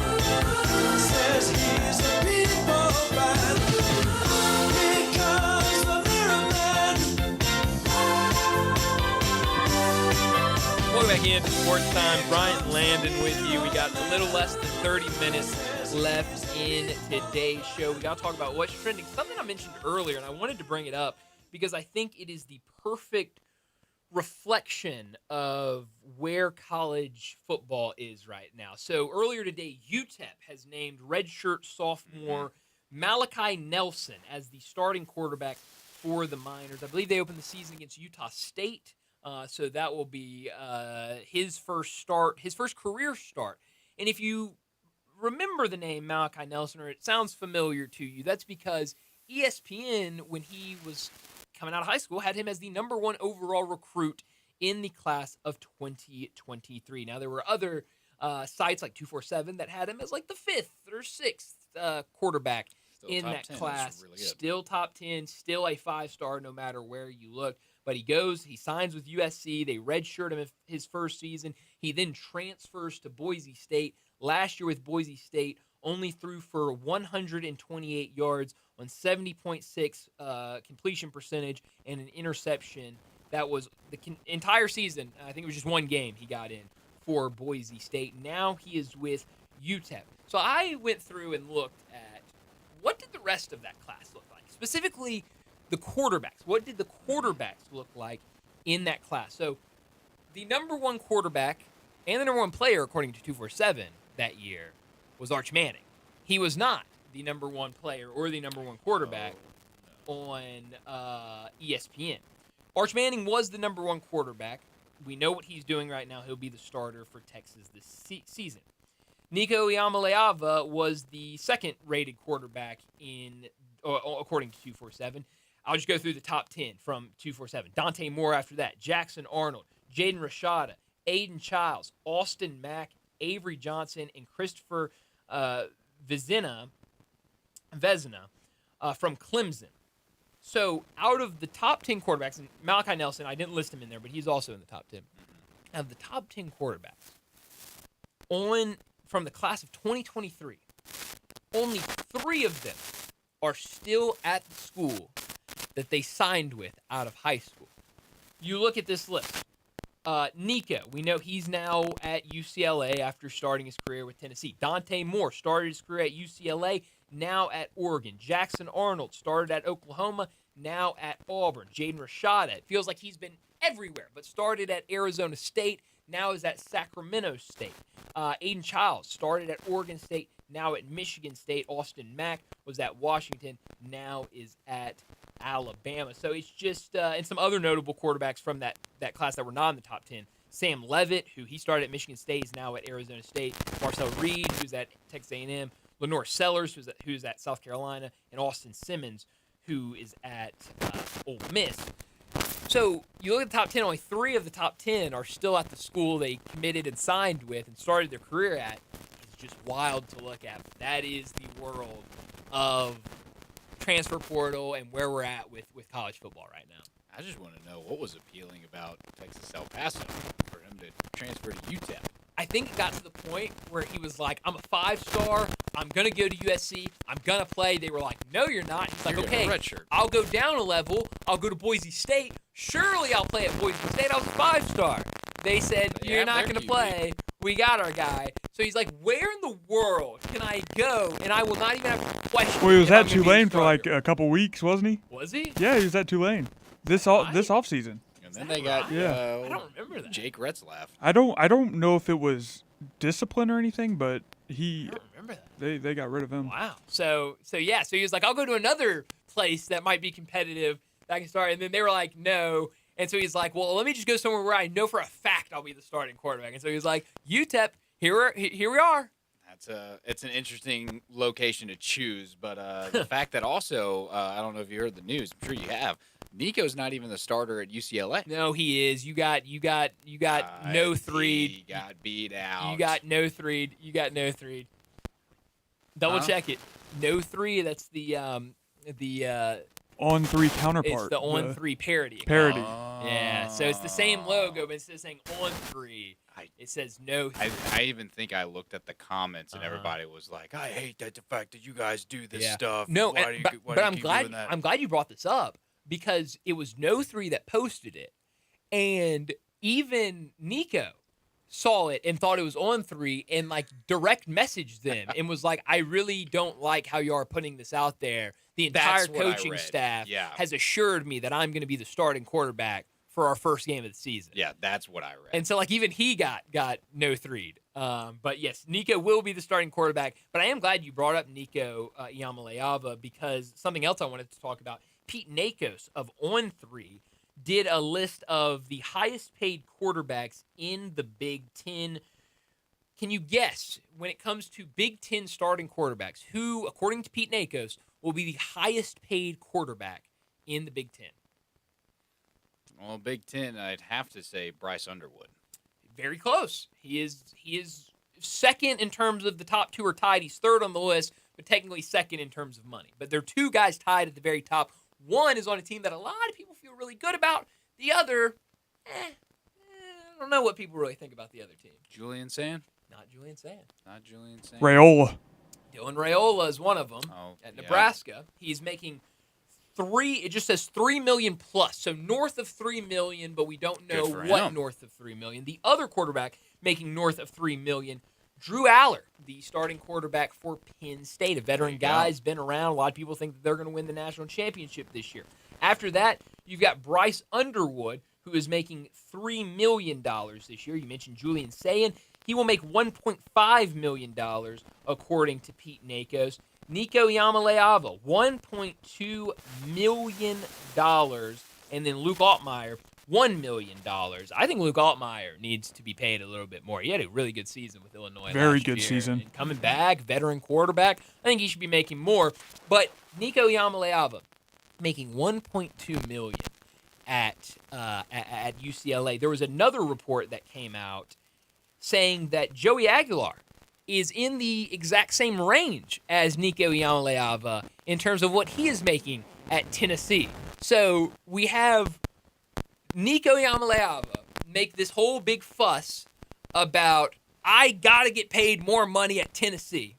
He leaves Tennessee to go to UCLA and is making less money and is making the same range of what the now quarterback at Tennessee is going to be making this year. So I think Nico played himself a little bit. He certainly did. I mean, I would say the only thing that's looking up for him is he's still in a pretty good conference. It's crazy to think that the UCLA is in the Big Ten right now, but that's where he is. But I mean, he's basically back at home. I'm trying to find any kind of positives for Nico. I'm sure he's listening just to to feel at home, feel good about being a Bruin. I mean, his head coach knows where they're located. He told us that last year. He said we're in LA. Made a shirt about it. Just a reminder, he was set to make $2.4 million at Tennessee. So he's making way less. Wanted 4. Yeah. It's crazy. So you went from making $2.4 million, being the starting quarterback at Tennessee, to now you're making $1.2 Well, hey, million. here's another positive. Now he's making money. Used to be not too long ago that college players were not making money. I don't know how many players are looking at it in that light. I'm just trying to help Nico out. Yeah. I'm trying to Nico be in his corner. appreciates the help. I'm sure he does. I'm sure he does. Your opinion, but it's crazy. It's weird. I hope he's still a millionaire. Well, that's it. Well, that's a great point. I mean, he's still making plenty of money. He's Can't. You're a millionaire. You're living in California. You're playing the game he loves. Sure. Playing the game you love. Playing in the Big Ten. I mean, how much can this guy really complain? And making more money than all of us combined. So yes, very true. Good by for a him, lot. Yes. By a very wide margin. Good for him. But yeah, it is a pay cut from what he was making at Tennessee. It was. So yes. that is kind of crazy when you look at it. Last thing before we get to our final break, we do have 2 NFL preseason games tonight. The first one gets started here in about 15 minutes. Steelers and Panthers. That one will be on NFL Network. Then the second one, Patriots and Giants. That one going to be on Prime Video. How about this? One of these teams looking for a perfect preseason stretch. Both teams 2-0 going into tonight's game. That game on Prime Video, so Prime Video going to do their dress rehearsal before the season gets started. So I think 2 fun games tonight in the NFL. I don't know. I've not seen who's playing in either of these games in terms of starters Yeah, I or don't think guys they were, or anything? I don't think they were as vocal as the Browns were about who they're playing quarterback-wise. But I don't know.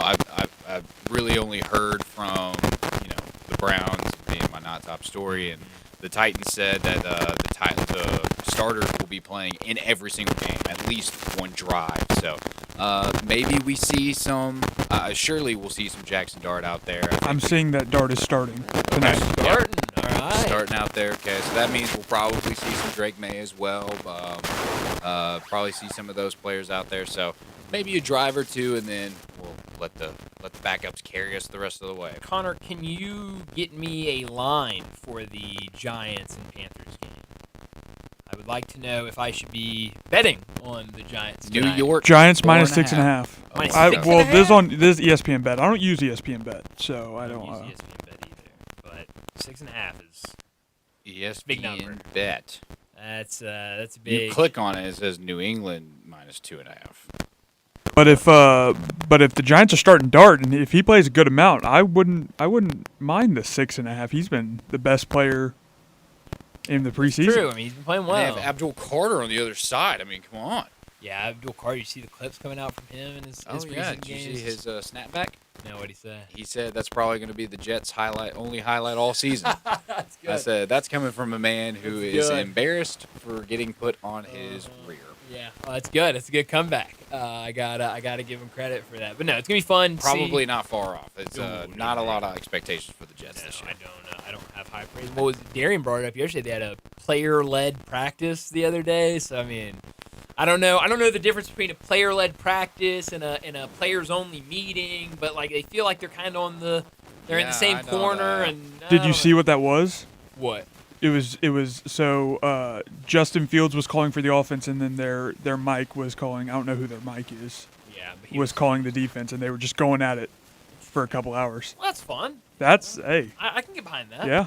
I can get behind that. But we'll have preseason games every day up until we won't have any games on Sunday. But we'll have 2 games tonight, 4 games tomorrow night, and then all the other games on Saturday. So final time to see all these teams in preseason. We'll all get a week off, and then we will kick the season off on, September 4th? Thursday Night Football? Yeah, Cowboys and Eagles on Thursday Night Football, September 4th. Jamian Sherwood is the Mike linebacker for the Jets. That was leading the He was calling some great plays, I bet. You know what? He stepped into the role after veteran C.J. Mosley was injured. Right. And I'm pretty sure, who was the guy that the Jets, didn't they get rid of a veteran? I don't know. There's been a couple of teams that have started getting rid of veterans. I also heard Aaron Glenn was out there, and he was the only coach that was out there. Huh. That's exciting. Fun. I don't know. Maybe. Well, we need to get to our final break of the day, and when we return, we'll wrap everything up with Mo's Crunch Time. Add a little fun to your lunch break. Join Johnny Radio for Sports 56 Happy Hour from 11 to 1 every weekday on Sports 56 and 98.5 FM. Crunch Time is brought to you by Moe's Southwest Grill. Need catering? Moe's Taco Truck is always ready to cater for you. Just give Jenny Nash a call at 901-606-3172. Moe's.com is your go-to for all your taco crunch time emergencies. Hello, is Tina there? Who's this? Yeah, this is Vince from the hit reality show Wives Don't Tell. Tina applied for our show to confess that her husband won't go to the doctor to get his erectile dysfunction checked. She said she's ready for a guy that can bring the heat. All right, what the hell is going on? You know you're talking to her husband right now? Tina! Well, she wrote the application that her man's performance is questionable. She's basically married to a coffee table. She also said, we live within driving distance to Memphis Men's Clinic, but he's scared to get a blood test. Oh my, she is done. She is so done. Got you, Mike. His nephew Tommy ain't no reality show. It's a prank. Memphis Men's Clinic is the real deal, fellas. Local experts. Test results in minutes. Call 901-390-4151 or hit MemphisMen'sClinic.com before your lady books a new co-star. Memphis Men's Clinic. Making it happen. And if you're ready for that new Silverado, head to All Star Chevrolet in Olive Branch with financing as low as 0% and thousands in savings. It's All-Star Chevy's end of summer sale. Thousands off MSRP on everything you're looking for. Suburbans, Traverse, Tahoes, more new Silverados than you'll find anywhere in our area. Choose the new 26 Silverado or Trailblazer and make no payments for 90 days of fall. Your good credit deserves it, and you get it at All-Star. Teachers, military, law enforcement, and all first responders get a $500 bonus back. Every pre-owned or certified pre-owned Chevy is on the lot ready for you to test drive at All-Star Chevy in Olive Branch. This is the best week, the most money for any vehicle you want to sell. Bring it to All-Star in Olive Branch and get that big check today. Tailgating or fall road trips, head to All-Star. That's where they should begin. Don't miss the end of summer sale at All-Star Chevy in Olive Branch, or go to allstarautogroup.com. Together, let's drive into fall. Again, for more information, go to allstarautogroup.com. Since 1948, in the alley, the Rendezvous. I'm with John Burgos. John, what's going on in the Rendezvous? Brett, after 76 years, we've decided to expand our product line. Anyone who's tasted our ribs is familiar with our vinegar base. It's now available in a 32-ounce jar. It's so good to baste or marinate all meats. I even put a little bit on turnip greens. Something we've been using at the restaurant or at our house has been the Greek seasoning. My father was a cook, but my mother was a chef, and she was the one that put Greek seasoning on everything from a Mediterranean diet or a steak. My mom used it on soup, salad, veggies, fish, any meats. It's a great seasoning and a flavor enhancer. My brother Nick figured out salt and pepper was more than just McCormick's and Morton's. He's come up with a perfect blend we use to coat our shoulders and our brisket, and he used to make it for his friends as Christmas gifts, and they loved it. All these products are available at the Rendezvous or online for shipping as gifts and in many grocery stores. And if they're not in your favorite grocery store, ask your grocer to stock it. A beloved family affair and still going strong since 1948, the Rendezvous. Drive like a pro and support a great cause during the sales drive at Landers Ford in Collierville, Landers Ford South in South Haven, and Landers Ford North in Covington. We've provided over 100 new Fords to be driven by the pros at the FedEx St. Jude Championship. Now they're all being sold with demo prices. A portion of the proceeds go directly to the St. Jude's Children's Research Hospital. This is a once-a-year opportunity to trade up to a 2025 Ford Expedition or Explorer. Demo priced below market value. That's right, demo price 2025 Fords below market value. Visit LandersMemphis.com or come see us at Landers Ford in Collierville, Landers Ford South in South Haven, or Landers Ford North in Covington. With our Landers Easy Pass, you can get top dollar for your trade-in to help you save even more. Don't miss your chance. Reserve your demo price 2025 Ford driven by a pro at the FedEx St. Jude Championship before they're sold. Remember, if it doesn't say Landers, you paid too much. Newsflash. Family Leisure needs your help. Family Leisure has a warehouse full of inventory, and they need it cleaned out. Do your part to make room for new items, and you get great deals on almost everything. Listen up. All in-stock patio furniture, it's up to 80% off. You can get a 4-piece deep seating set for under $1,000. Chaise lounges. You buy one and you're going to need another, and that other one will be one half off. All Pollywood furniture, it's now 20 to 30% off. You buy any dining table, you're going to get an umbrella absolutely free, and they're not cheap. Now, is financing available? You better believe it. Special financing is a go. To sum it all up, Family Leisure has got to clear out its warehouse inventory, which means you're going to rack up the savings. Help Family Leisure clear out the warehouse. Family Leisure, Whitten Road at I-40, where family and fun come together to clean out the warehouse. Now, back to Sports Time on Sports 56 and 98.5 FM. This hour brought to you by Jaguar Land Rover Bluff City. Here once again are Brett Norsworthy and Bryant Dacus.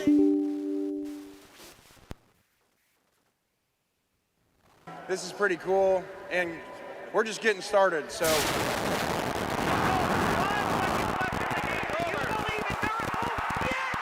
Spanning the globe. Go crazy, folks! Go crazy! This is for all the biggest crunch time. You are looking live. In your life have you seen anything like that? Goodbye! Hello, Haskins. It's obviously crunch time. Hammer, nail, coffin. This baby is over. Crunch Time is brought to you by Moe's Southwest Grill. Need a crunchy bite to eat? Head to Moe's for nachos, crunch wraps, tacos, salads, and more. Moe's.com is your go-to for all your taco crunch time emergencies. Well, Landon, what I learned today, Dallas Baptist has officially signed the paperwork to join the Pac-12 in baseball starting July 1st of 2026, and their first season will be in the spring of 2027. DBU currently plays in the CUSA, but they've been a baseball powerhouse. And the Pac-12 kind of showing that they're going to be a little bit of everything. They're going to have, obviously, football, but then they bring in a big-time program like Gonzaga for basketball. They're bringing in a big-time baseball program with DBU, so kind of showing they're going to do it all. And I guess, DBU and Texas State, maybe we see a rivalry form between them as they become conference mates. It's a new era for the Pac-12, and they're certainly showing it. Yeah, it sounds like it's going to be a little bit of a melting pot. What I learned today was that the Notre Dame Fighting Irish has officially changed their logo for the first time in 60 years. I think that it's weird, and I think the reasonable question should be, are they still the Fighting Irish, or should they be named the Running Irish? I love a good sports-specific logo. Western Kentucky does it great, with their big red mascot. So I'm all in favor of the... But it's not a Fighting Irish anymore. Right, but it is still a Fighting Irish. It's just the Fighting Irish running the ball. You know what I'm saying? No, it's just a Running Irish. Well, but keep in mind, they do have a guy named Jeremiah Love tugging the ball in the backfield. So even if it is for a season, I think rebranding as the Running Irish this year would not be a bad idea. Maybe not a bad idea. What I could have done without, things are going from bad to worse in Dallas with the Cowboys and the Micah Parsons situation today. I guess this is a podcast that Michael Irvin hosts. He had Jerry Jones on and was asking him about his contract disputes with Micah Parsons, and Jerry Jones basically said, we have a deal in place, one that he agreed to, and when we sent it to his agent, he basically told us to shove it where the sun don't shine. And so Tom Pelissero on Twitter pointed out, Micah Parsons on August 1st said, I no longer want to be held to closed-door negotiations without my agent present. And today, Jerry Jones saying, the issue, frankly, is we've already had the negotiations in my mind. This feels different, and it feels like it's not going to end well for the Dallas Cowboys. I don't know what's going on with that whole ordeal. You're adults. Why don't you just talk to each other? Yeah. Earlier today, NFL running back Eric Dickerson claimed from a very good source, and he won't say who, so this makes me very skeptical, that NFL told teams not to draft Shedeur and that they planned on making an example out of him. And then somebody called the Browns and said, don't do that, draft Shedeur. Interesting. He didn't give the source, so I'm not taking it much. But it is Eric Dickerson. Yeah, it's something. So I don't know. But regardless, Shedeur has found a home. He's a Brown, and we'll see how he does. Yeah, we definitely will. Very quickly, where are you beaming tonight? Beam me to this game of unbeatens. Beam me to the Patriots and the Giants. Should be a fun game on Prime Video, getting a little bit of a dress rehearsal. But, hey, football is football. Let's watch. Yeah, I got to beam to the same place. I mean, you got 2-0 teams. Jackson Dart going to be out there starting for the Giants. Potential Super Bowl here. Well, I don't know about that, but it should be a lot of fun. A couple baseball games tonight. We do have preseason, but that's all the time we have. Enjoy your night. We'll talk